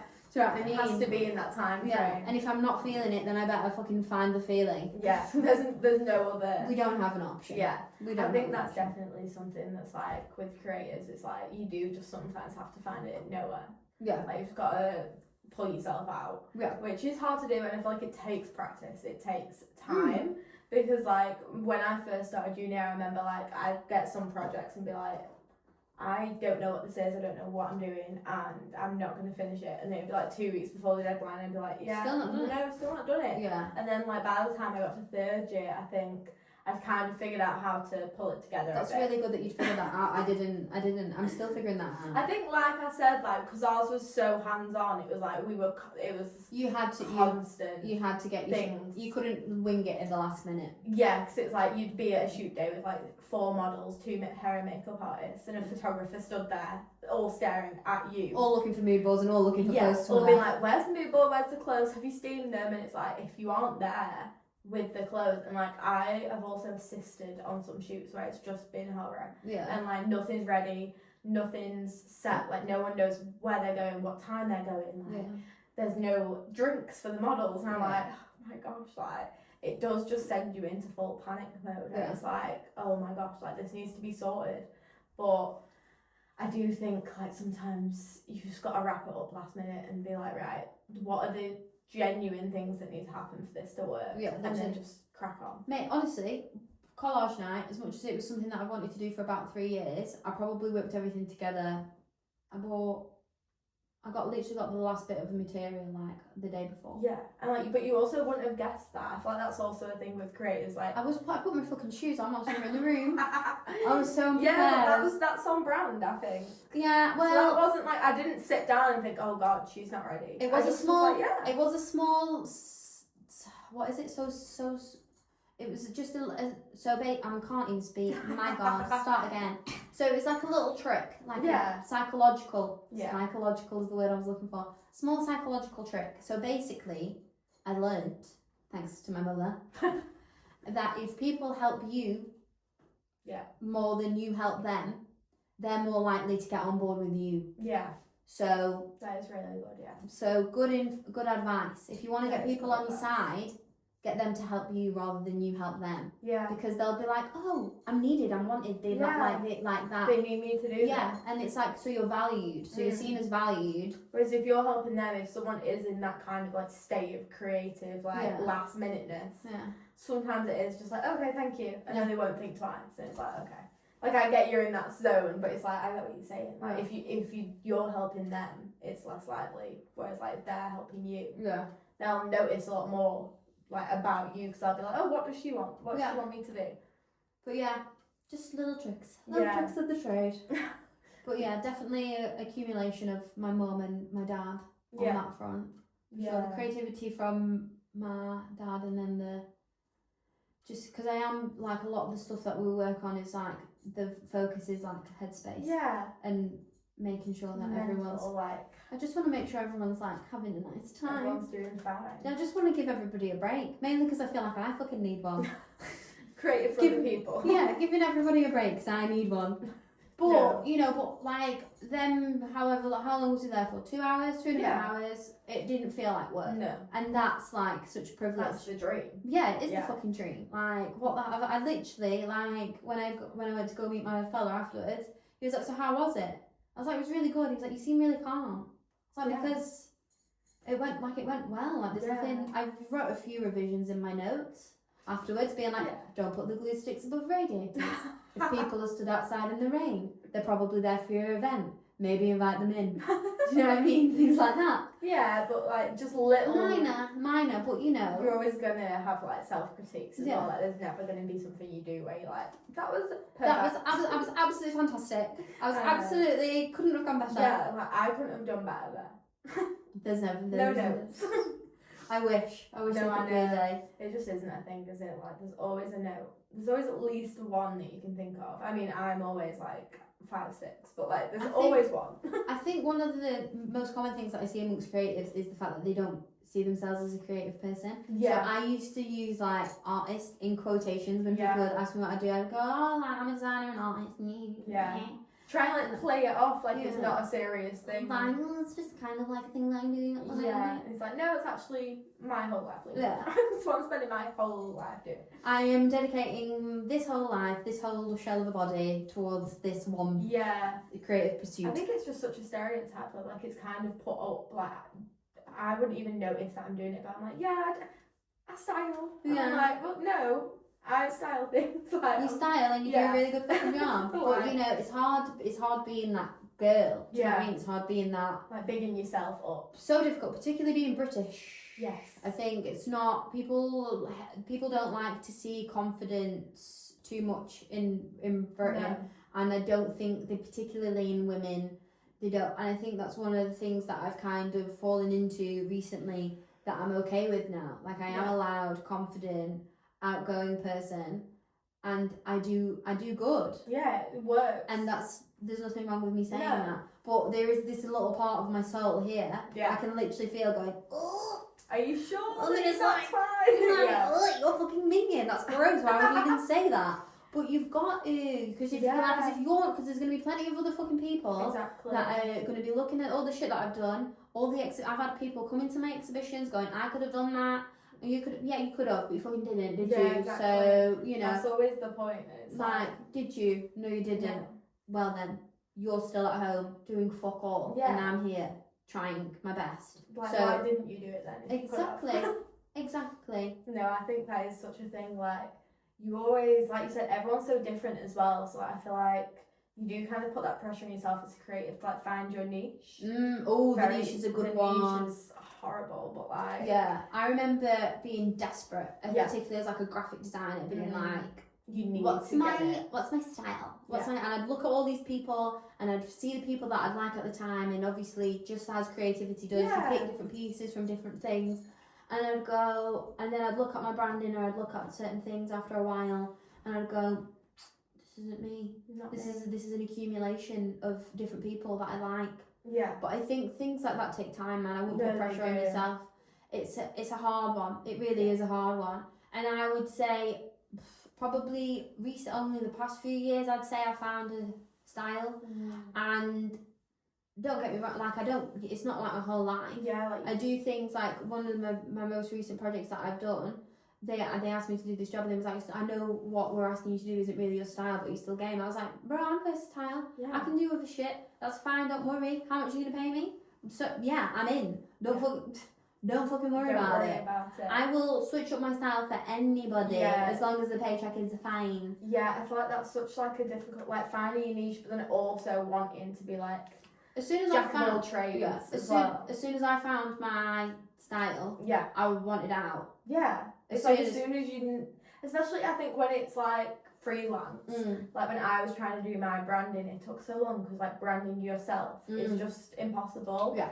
Like you ever-changing human being. It's not like a brand where like you're always gonna have the same ethos. Yeah, it's not like your Coca-Cola. Yeah, there's no. That's one thing's gonna stay the same. Exactly, like things are gonna change, and I thought that was because as I was leaving uni, that was kind of our goal, was like make a branded like website logo, and it was like you need to have a niche, but also you need to like open for everything, and it's like, well, that's impossible. Yeah, literally. Well, I was when I did my rebrand after I had all of it, because I just thought, I needed with the personal development fund, I was like, right, I'm gonna pay myself to give myself some branding, mainly because I want to do the kind of work that I've not done before, but the kind of work that I really want to do. Yeah. So no one around here really, bar her house, have asked me to do any kind of funky branding. So her house and her brand, absolutely fabulous, beautiful, creative people. I love them so much. And they just let me run wild. And like doing their brandings and stuff, I was like, shit, man, I love doing this. This is like my favourite shit. I love like 70s funky, weird, like wavy graphics. That's what my shit should be. And I picked all my favourite colours and I just fucking ran with it. And I thought, and I always used to get in my head, because I thought, well, if I'm sharing other stuff, so say for instance like this poster that I'm doing, and it's like, well, it's not really going to be cohesive on the grid, do you know what I mean? It's not really going to look, but I'm just like, fuck it, I don't care. I'm doing my branding for me, because that's me, and the kind of things that I like, and all the variety of work is just like an umbrella of shit that's underneath me. Not everything has to go together, because it isn't just me and all of my work, it's me working for loads of different people. Exactly. They all have different personalities and different needs and wants. So my work is going to look different. Yeah. And I've just kind of realised that I can't pigeonhole yourself too Can't much. pigeonhole myself to the grid, man. No. The grid's it's a trap. It is a trap. Yeah, I signed mine off ages ago because it was like, when it was all like the three, everything had to be like a 3 post. Oh, it was horrible. It's nails, man. Yeah. It's nails. And I just spent longer than I spent on the work trying to make sure it all fit. And my boot keeps catching on this thing and it keeps making fart noises, and I need to make a declaration that I haven't been farting all the way through, because that's absolutely fine, don't worry. It doesn't smell in here. You can big letters at the start. I didn't fart. No, it's just the boots. It's just the boots. They're like, yeah, fucking right. Okay. No, I can vouch. We're all good in here. No one's died yet, so it's good. Yeah, I do just think like Creative North, it is just like the stereotypes are just crazy on us, that it does just feel a bit like a losing battle. Yeah, for sure. Sometimes. Well, like I said, like if you pigeonhole yourself too much, you're a bit like stuck then, because you're already in a small town with like very small opportunities and like very small kind of breadth for where you can go. Like you feel like that anyway. It's like, but then if you are doing too much, it's like you like everybody else, and like no one's gonna hire you because like, oh, you can do everything. Like, yeah, sure you can. Like, of course you can't. Like, you should. How many hats do you have? Yeah. Yeah. It's like, you shouldn't always maybe necessarily market yourself to wear like a million hats. Because then you're signing yourself up to do a million jobs, man. Exactly, And like, I don't want to do that. finding that happy medium of like, yeah, I can do quite a lot of things. Like, I'm not a one-trick pony, but I'm also not going to be run ragged. Yeah. Like, But doing people will, 4 different things. people will take advantage, and I feel That's like what I people mean. definitely take advantage more of women in roles. I find I have a lot Yeah. of conversations with a lot of my female friends Yeah. that work in whatever industry that they're working in, and they have to work twice as hard, doing twice as much work. Like one of my friends, she's a teacher, she was recently telling me that she's been preparing all the slides for class, and the only other person that's in her department is a bloke, and he's head of department, and he's been using all of her shit. And it's like, hold on a sec. you're head of department, dude, you should be doing all of this. Yeah, and giving it to her for her to use. I'm a big fan of doing the bare minimum. And that's a really difficult thing. Well, not difficult, but it probably isn't something that you should be saying when you're not something that people like to hear. Yeah, but no, I'm doing the bare minimum. That you are like, if particularly if I'm like employed. Do you know what I mean? Like if it's a proper job. Yeah. I'm doing the bare minimum. Yeah, I think For that's so fucking sure. Because you are always expected to jump through hoops, and it's like Yeah. you'll do like the main work, and then it's like, what else? Like, I feel like a woman's classic thing is like, what else could I do that's gonna be more than they asked me for? Yeah, like what I just wanna please, I wanna do it I wanna go above and beyond. No, I don't wanna go above and beyond. I wanna do the bare minimum, I wanna get by, I wanna have a nice time. I'm gonna do exactly what you would have asked a man to do. Yeah, literally. Bare minimum, thank you. Yeah. But literally, like I was talking about this the other day, to the guys at Last Light, and I was saying how I don't wanna hustle, and how like hustling and like, you know, being like a success and grinding is just like, it's what everyone's about these days. It is, and it's like, oh, I'm going to sacrifice. Like I see people and they're on holiday with their family and they've got the laptop out and they're on the phone and they're working, and it's like, no, I'm on holiday. Don't fucking talk to me when I'm on holiday. Yeah, out of office hours. I'm a different person. Yeah. Grumpy is not available. Yeah, no. See you later. I've switched off. Like, Literally. yeah, I do think it definitely has become a lot about like, you are working every single hour, you open your eyes, and that's just so not I don't realistic. that life. Yeah, also who wants to do that? No. Like, I get it for some people in the start, but still no, like I think sometimes it's over exaggerated for sure. You need to chill out, man. Yeah. Like, but also I've just never been like a big fan of, well, not obviously I am a fan of money. Yeah. Like I need money to survive. But it's never been like your I wanna motivation. Yeah, I'm never motivated by money. Yeah. I'm motivated by my love for a project. Yeah. And that's how I've got to where I've got to, I would say. I've done the things that I love to do, and that's probably that's how I've got to where I've got, and everything that I've done is with love, and like a real sense of passion. But I don't want to be like working till 4 a.m. every fucking night. No. For what? Like for the same outcome as like what you're getting now. Like I probably could, you know, if I'd put the hours in, be like a very good artist and be in probably more galleries than I've been in and done other things. Yeah. But also I wouldn't have had all the joys that I've had in my life. Yeah. Which I value way more. Other things would have been sacrificed in order for that to happen. And I don't want to. I feel like I've got to a place now where I kind of know, and bearing in mind 29 hitting 30, so you've got a long way to go, man. And honestly, like 25, so that's crazy time. Yeah. You have a lobe. Yeah, you have 2 breakdown ages. You have them when you're 13 and you have them when you're 25. This is why all the great films are made about like becoming of age teenagers, and then these 25-year-olds trying to find a man or a woman or whatever, and they're settling down or whatever. But yeah, it's gonna be crazy. Yeah. It's fine. Just keep remembering that like you don't have to have your shit together, because No. it's all a fucking illusion. Like I don't have my shit together. Yeah, I think that's something that's like, it's hard to realise, but then when you do it, you just feel so much better. Yeah. It's like, oh, maybe like everyone's not as together as like, because I'll like see some of my friends from uni and like they're doing really well. Yeah. And then I'll speak to them and I'm like, it's a horror show, and I'm like, Yeah, right, it is. we're all in the same space. Literally, so, like, it's fine. I'll still see people that I went to uni with. Some of them have got their own interior design firms. Some of them are working in industry. Some of them are like working Everyone's doing a bit of retail jobs. Like there's a whole spectrum of things going on. Yeah. But I think one of the things that we don't focus on in society here in the UK is like we ask people like what they're doing rather than how they are. Yeah, it's like, oh, what are you doing now? Yeah, it's like no, it's like, how are you after uni? Did you survive it? Yeah. Are you okay? How are you feeling about trying to live in the big world now? Like are you crash scared? after graduating? Like, are you okay? Yeah, like it's fucking terrifying. No, like it's absolutely really fucking is. terrifying.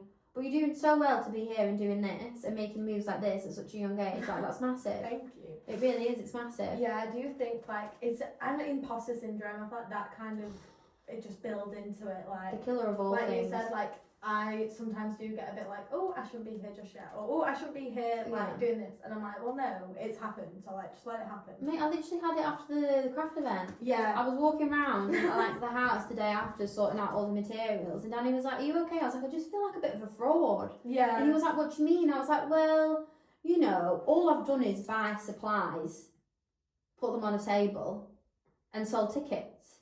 Yeah. In principle, but that's all any art craft situation is doing. They're buying supplies, putting them on a table, and that's it. But I just felt like, you know, anybody could do it. But the same again with anything else is the fact that not everybody else is doing it. Yeah. So fuck it. Yeah, I might as well then. I might as well then. I will monetize off people's laziness. I will take advantage of this. And like you said, like that's all any craft things doing. It's just like they're not being as open about it of like probably how much imposter syndrome they're all feeling. It's like, oh, okay, like this is all I've done, but like I got a good outcome from it. Yeah, like, I got the best outcome from it. Yeah. I did work, I got paid. And that should be like totally enough. It's like, yeah, I hosted a successful event. Like it is hard work, but then I feel like when you break it, you always kind of break it down, don't you, to be like, oh well, it wasn't actually that hard, or like I didn't actually do that much. It felt too easy for me, and it felt like for me to, I'm used to, as much as I did just have a whole spiel about spending like being a bare minimum person. No, like I have grafted. Yeah. And I was like, I just feel like this isn't as like, is this too good to be true? Have I cracked it? Have I like found? Is this gonna be like my secret? Yeah. Is this gonna be my job now? Like the fuck? Yeah. Because I was like, why is everyone else not doing this? Yeah, why is every single person not like hosting one of these? Yeah, literally, like they fucking should be doing. Yeah. Because it's so good. It was really good. It's so good. I had the best time. Yeah. That's like, no, that is the best time I've had at work. Also, I did it for myself. Like that's amazing. Like even when that's amazing. Oh my god, me. But like even when like I've been doing like prints and things like that, when I'm sorting out stuff for antisocial, that's work. That's stressful. Yeah. I hate that. I don't hate that. I love making the artwork. I hate printing, the deadline, the printing, framing, pricing. How much am I worth? The niggly bits of it. Yeah. I'm making sure that there's no dog hair in my frames. Like that's the bane of my life. That's the bane of my life. I'm like, oh, framed it, and I'm like, oh no, there's a bill hair in there. Oh, there's actually got to unframe it. Got to fuck it. Like I can't feel my fucking thumbs. Do you know what I mean? Because I've just been like unpicking frames all fucking all the day. semantic-y bits of it aren't your favourite. Like. So she's probably gonna go to drop shipping because I can't be arsed. Like I said, bare minimum. Yeah. Bare minimum. I'd love to. I'd love to sit at home and print and frame and post and write little notes and say thank you so much for supporting my small business. Yeah. I appreciate you with all of my heart, and print off like, I don't know, 3 little other prints and probably throw some sweets in the bag and throw in a mood ring just because. Like, but no, I don't have the time nor the energy. I'm tired. If you want my artwork, you can just have it in. Yeah. Just buy it there. Someone else can print it and post it for me. Thank you. No, that's so fair though. So I feel like you never actually, well, I think about all the little things like that, but like quite a lot of people wouldn't. Like they'd see the artwork and be like, okay. That's like, that's what you want. That's it'll what you come to me. And it's like, but like the little steps for the artist to have to go through to get the artwork to you is just crazy. And these are the things that people don't take into consideration when people are buying a print. Especially from like smaller businesses, I think. Because like they expect it to be run like a big business, and that's impossible. It's not going to happen. But also, like, I do just feel like I'm at a stage now, well, not at a stage now, but I have got a bit scared with AI. Because, like, how do I compete? Yeah. You can't compete. No, it is crazy. Like, if someone's got an idea in their head and they go, oh, I'd really like a print of me and my dog in like, I don't know, a certain style or whatever, they can just type it into the fucking AI and it will do it within minutes, rather than paying me to spend actual money, to spend actual hours to probably do it. It's not even like that good of a standard. Do you know what I mean? I get what you're saying. And it's like, it's fucking scary, man. It is scary. I mean, you have your people that support you. Like, I've had friends. Just gotta hope that like some people value the real art more. Yeah, but you can't like people love the ease. Yeah. They want ease. They want ease and they want cheap, and I don't blame them. No, do you know what I mean? It, yeah. Do you know what I mean? If I was skint, I'd be like, oh yeah, I'm gonna go on Chat AI and print off this idea that I've had. Yeah. Instead of finding a small business. Yeah. But saying that, I have purposefully, with these collage events, I've sourced a candle lady and a flower lady, and they're both working class, small businesses. Yeah. And I'm supporting them both, and I'd love to have more people involved in whatever it is.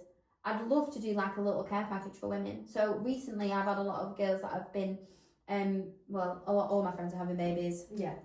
And every time that one of my friends has a baby, I give the woman a care package, because everybody always buys the baby's presents. Baby clothes. They don't fucking need it. Trust me. They're gonna be plenty. They're gonna be inundated. They're gonna be inundated with shit, and no one ever thinks about the mum. So I was like, oh. So I always get my friends like a little hot drink, a little mug, or like a little juice holder. Yeah. Scrunch, obviously, essential, because you need to tie up the hair for the messy bun. Oh, yeah. Face mask, feet mask, so they have to stay on their feet. Yeah. Stay off their feet, sorry. I know what you mean. They're always on their feet. Yeah. Like, literally give the girl a moment. Do you know what I mean? There's no way you standing up for that on. Literally. Candle. Do you know what I mean? Just like a little self-care package. And I was like, it'd be so good if we had all the little girls that had our own little businesses. So one of my friends, she does dried flowers. She's doing the flowers for my event, Morgan. I really wish I could pronounce the name of her business, and I can't. I can show it you and you can pronounce it. I'll pop it up here. I'm dyslexic, so it's really hard. I will pop it up here. Yeah, do that. And then I've got Centric, which I loved the name of. So they're the candles, and she's really good. Yeah. I've found her at Abingdon Street Market. I was like, ooh. Went over, gave them a good. That's a gem as well. Yeah. Yeah, and I was like, you're really good. I love this. I want some. Yeah. I hooked her up actually with where my fella gets his beard done, and she gave me a free candle. And that's what you get for supporting small businesses and helping people out. So shout people out, man, because you might get free shit. And just speak to people. I feel like that's such a lost art now. It's like just go and speak to them. People. They'll be fine. Everyone's riddled with anxiety now, though, aren't they? Especially I was actually talking to one of my mates about this. So Lauren, who came to the collage night with the little orange bob, she was so anxious before coming. Yeah. Because she was like, obviously since COVID, because I've known her since high school. Yeah. And I was like, you never used to be like this. Like this. And she was like, yeah, since COVID, man, it's been. But it has. Like, I remember like being out for the first time, and I was like, the noises. The people. Like the first time everyone was back out together, and it's like. It's stimulating. People here. It is. I get, but I feel like we do get overstimulated now. Yeah. But I think human connection is something that we lack, and that's why I really liked the college clubs, and that's why I really like going to pole, because it's like, bar that, I'm self-employed. I don't really leave the house. Exactly. I feel like especially when you freelance or self-employed, like you can go not speaking to somebody, like a single soul for days, like face to face, and it's like you'll get face to face with someone and just freeze, and it's like you can't do that. Like you just need to. Everyone just needs to have a deep breath. Like no one's gonna bite your head off. No, but also if you're riddled with anxiety, I can always guarantee the person. Literally.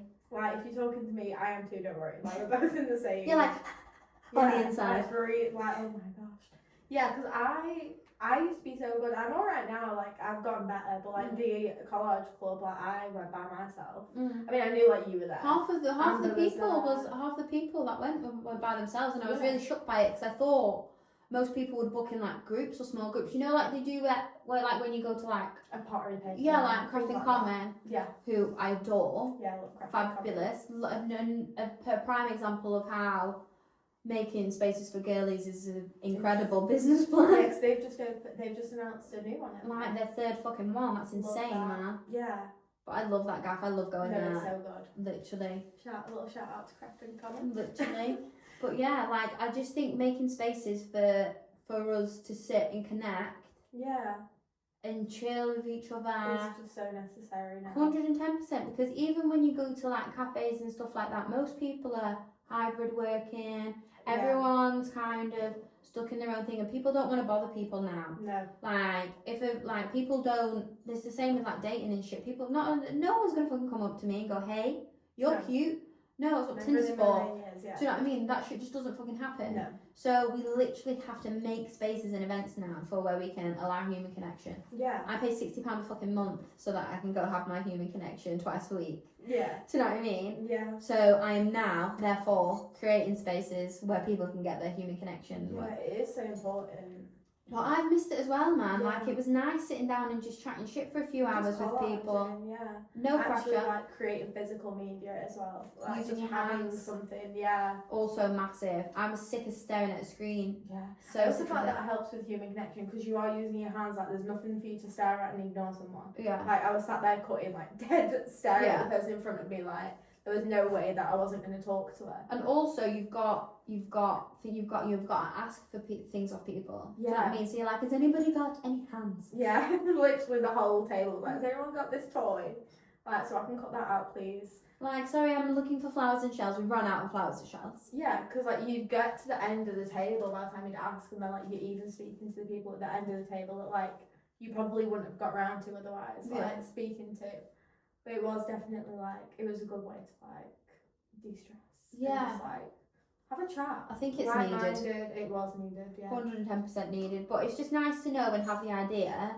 And like obviously, like I'll have all these ideas of grandeur, like I was saying before, and it's nice to put one into practice, and it be received the way that I wanted You it to see be that received. it works, kind of thing. Yeah, and I was like, well, fucking hell, like I've done it. Like Yeah. I've literally done it. Like I wanted to have a nice little space where we'd all get together, chat shit, connect. People made friends, you know what I mean? Yeah. Lauren had like 4 friend requests on Instagram. I had like 3 of them. Oh my god. I was like, oh, Oh my god, if you want to come and get more followers, come to a college Come event. to college club. Literally, make some, but like it's just nice. It was. I used to really enjoy waitressing. I loved waitressing. Yeah. And it felt like I was a waitress again. Yeah, I get But it was like a waitress of art. Yeah, and like paper. Being like, does anybody need anything? Yeah. Do you want water? I'll get you water.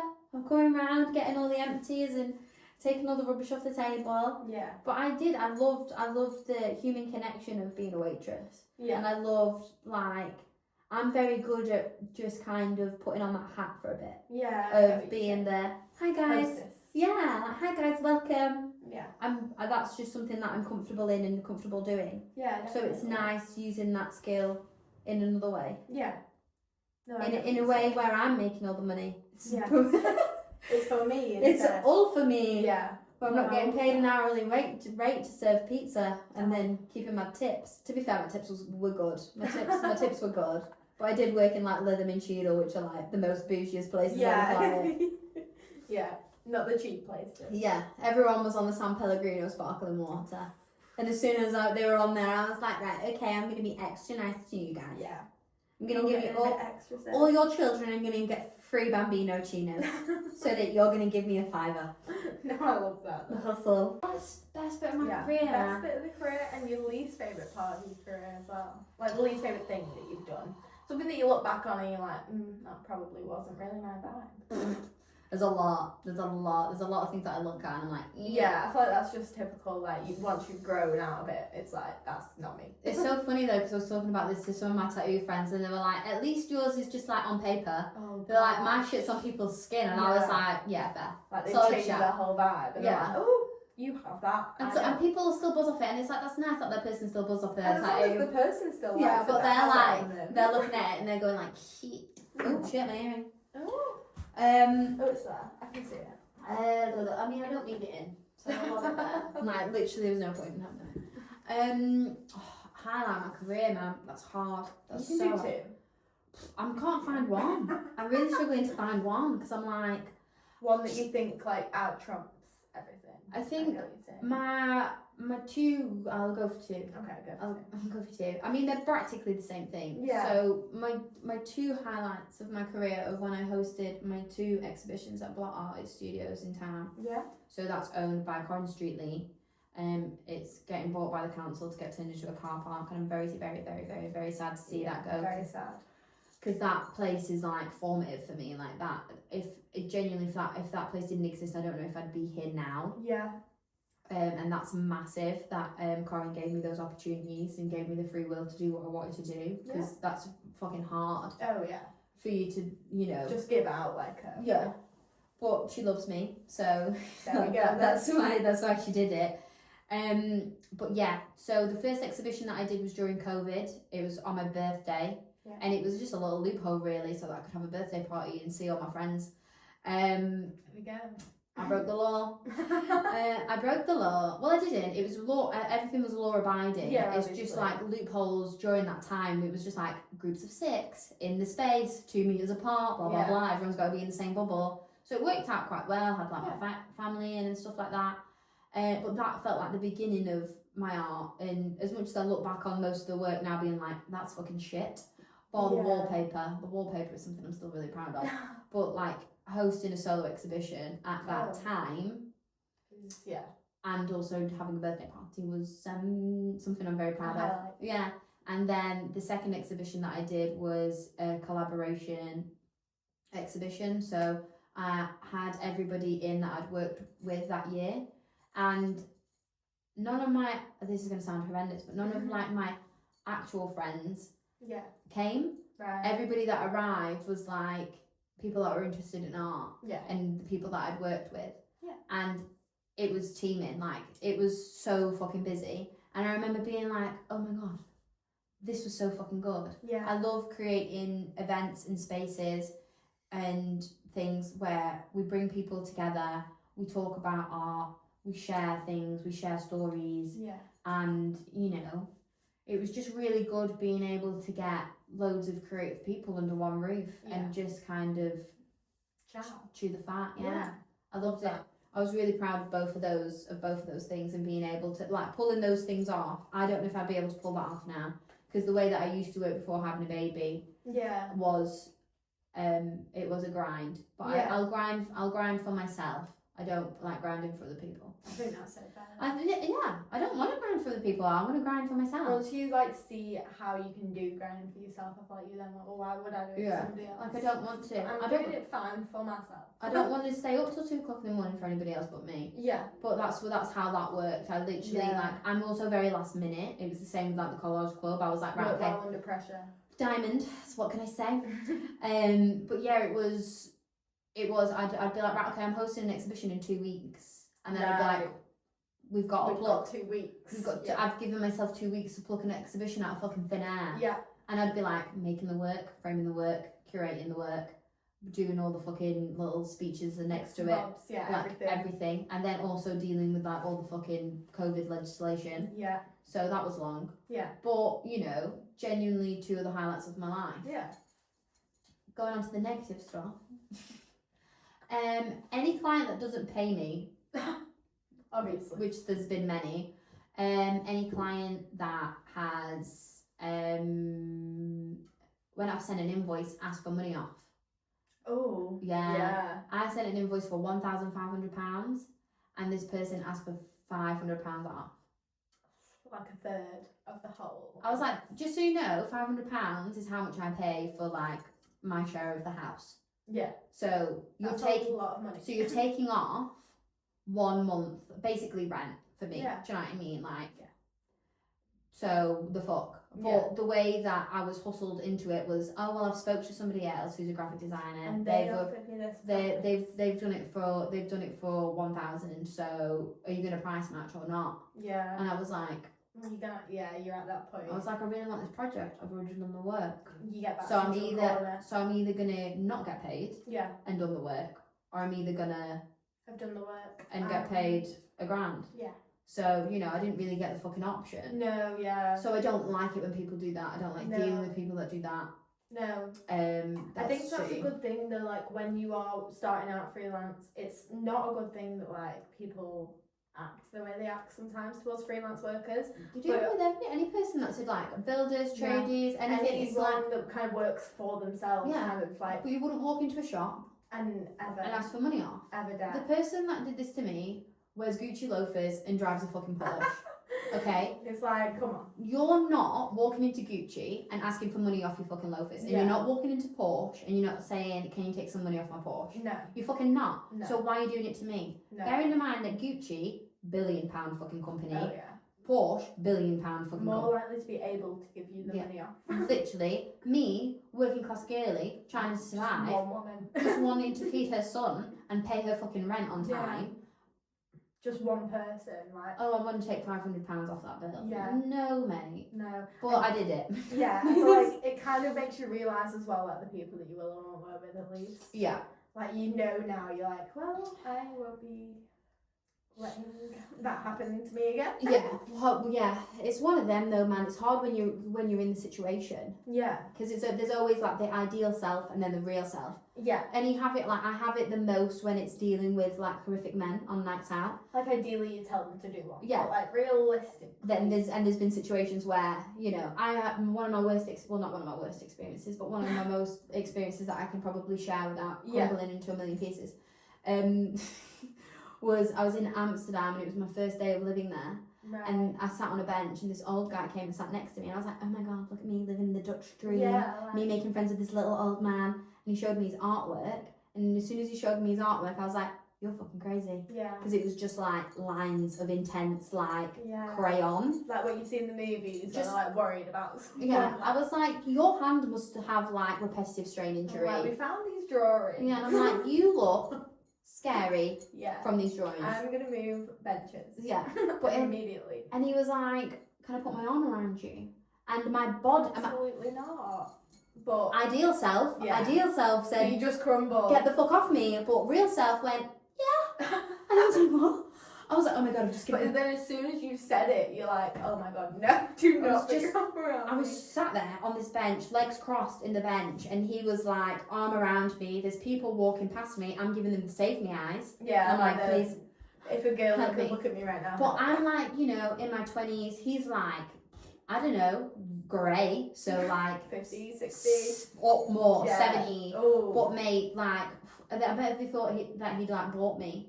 But yeah, it was awful. It was really awful, and I was just like, it's one of those times where like your brain, ideal self and real self when they were meshing together, but it does happen. But yeah, that was my worst client with the £500. No, that sounds horrible. And they've done similar things where it's just like any invoice, because it was a long project. Yeah. And it's still a long project. Yeah. It's still ongoing. Hence the no names. Hence the no names. But if the shoe fits and you're putting 2 and 2 together, you're putting 2 and 2 together. But yeah. Anytime I send an invoice, there's money getting asked taken off. There's, why does this cost this much? Why does this cost this much? And it's like, you'll remember certain things from certain conversations, but you won't remember the things where I've mentioned how much things cost and why they cost. Yeah, because you're never just gonna pluck it, like the work you're doing, you're never just going to pluck out of thin air and be like, actually, I'm going to charge you this much. Like, there's always a reason for why I'm charging you what I'm charging you. Yeah. And I will have also told you that reason. Yeah. Like, just listen. I've had a few disputes about my wallpaper before now, and people are being like, why is it so expensive? And I'm like, you find another wallpaper with 114 words for vagina in it, and then maybe we can talk. Yeah. Like, but you won't. So that's why it's so expensive. That's because why. It's genuinely, I can say, probably hand on heart, the most original idea I've ever had. Yeah. No, I love that wallpaper. It's so funny. Well, it's so ridiculous. Cool. It is ridiculous. But you have never seen it anywhere else. Literally. So like, I've been trying to get into the Vagina Museum for years, and they won't have me. I don't know. I just think they're too busy with all the real art and the real artists. And I'm like, please let me in. I'm made for you. Just wallpaper one wall for me, please. Yeah, literally. Just put me in the hallway. Put me in the toilet. I designed it for like a gay bar, really, in like Soho. That's where I wanted it. That was the vision. She does live in a lovely gay girls' apartment in on the prom in Fernie House. Oh, there we go.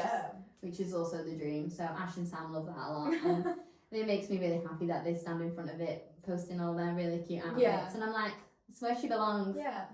some creepy old dude, oh, probably shouldn't have said that, but some elderly man did want to buy it off me once, but he came into like the gallery and was like standing really closely next to me and was like, I'm planning on making these busts of that are also lamps, so it's going to be like lower half and top half, and then they're going to be lamps. And I was like, sounds really cool, but also like, can you get your fucking breath out of my breath? Like, you're so close to me. I don't think you should be trusted. Like, leave me alone. Like, I'd get like, there'd be certain clients that I'd be like scared of. Yeah. I've had horrendous things happen really on reflection now that we're talking about all the bad things. Now that we're bringing it up. Yeah. I've done portraits of people's pets before. Yeah. And they've asked me to like go meet their pet. Oh, no, They're like, do you want to come drop off the artwork and come meet the muse? And I was like, no, I want my money. No, I do not. I want my money and I want you to leave me alone. I want shipping. Yeah. Like, I want it not be near you. Yeah, I want first class delivery, so this is over as soon as possible. But yeah, so some people will be weird with you. Yeah, definitely. With your art. Yeah. Particularly with being a woman who's so, like, a lot of my work's quite sexual. Yeah. So people just assume that you're like a bit of a slut. But and it's like, no, I'm not. I'm actually, my body count's actually quite low. I'm just very pro-ho. I wish I could be a slut, but... Yeah. Like, it's actually meant to have the opposite effect. I don't want people like you anywhere near me. Yeah, this was made to repel creepy men, not want them in like the... He was literally... Just missing the point, like, proving the point of the art even more. Literally. I remember he was like, oh, I'm going to put it in my chimney breast in my living room. I was like, are you sure? I'm not putting it on my chimney breast in my living room and it's my wallpaper. Yeah. Like, are you okay? Do you want a swingers club? If that's fine, that's fine. If that's what you're into and you want a swingers club, that's cool. But like, let's be honest. I'm judging you a little bit. I'm trying to work out what kind of guy you are. No, I know. But he was the kind of guy that like used to share lots of photos of on Instagram of women in white t-shirts. White t-shirts. Yeah. And I'm like, I don't trust you with this wallpaper. I don't trust you looking at me. Yeah. I don't trust your eyes on my body freely. Let alone buying my wallpaper. Yeah, literally. So you've got more access to me. Yeah. Do you know what I mean? Being like, oh, I bought your wallpaper. Do you want me to come? No. No. I don't want to come see it. I never want to see it again. Actually, thank you. I'm not having you ruin this one good thing that I've made. Yeah, no, please. I get what you mean completely. But you know. Well, yeah. Lots of bad. The bad things spiraled. The good things didn't last as long. I was like, I'm really struggling to find the good things, but the bad things, I was like, bleh. No, we've done all good things. Yeah. Up until now. Yeah. But yeah, well, thank you so much. Thank you. It's been a blast. It's been a good first episode. A good first guest. Thank you for having me. I'm really, really grateful. Alright. It's been nice being able to just chat shit. Yeah. You know how much I love That is the it. aim of this. I'm not gonna lie. Just get different craze on and let you all run free. Yeah, run free. Give everyone a little platform to run free. I feel like it's needed. Yeah, definitely. There's plenty of people around here that are making moves, so you've got options. I'm not shy of guests in Blackpool at the moment. No, that's for not sure. at all. Yeah. Not at all. There's so many people I've got on my list. Who's on the roster? Can't tell you. What the I heck? have to wait for them to be confirmed. I can tell you once this is stopped recording. Yeah, that's fine. That's fine. But yeah. Well, yeah. Thank you so much. Oh my god, do I wave bye? You can do. Oh my god, shall I wave back? Like, did you watch Hot Ones? Yeah. So, you know, like at the end of the Hot ones wave.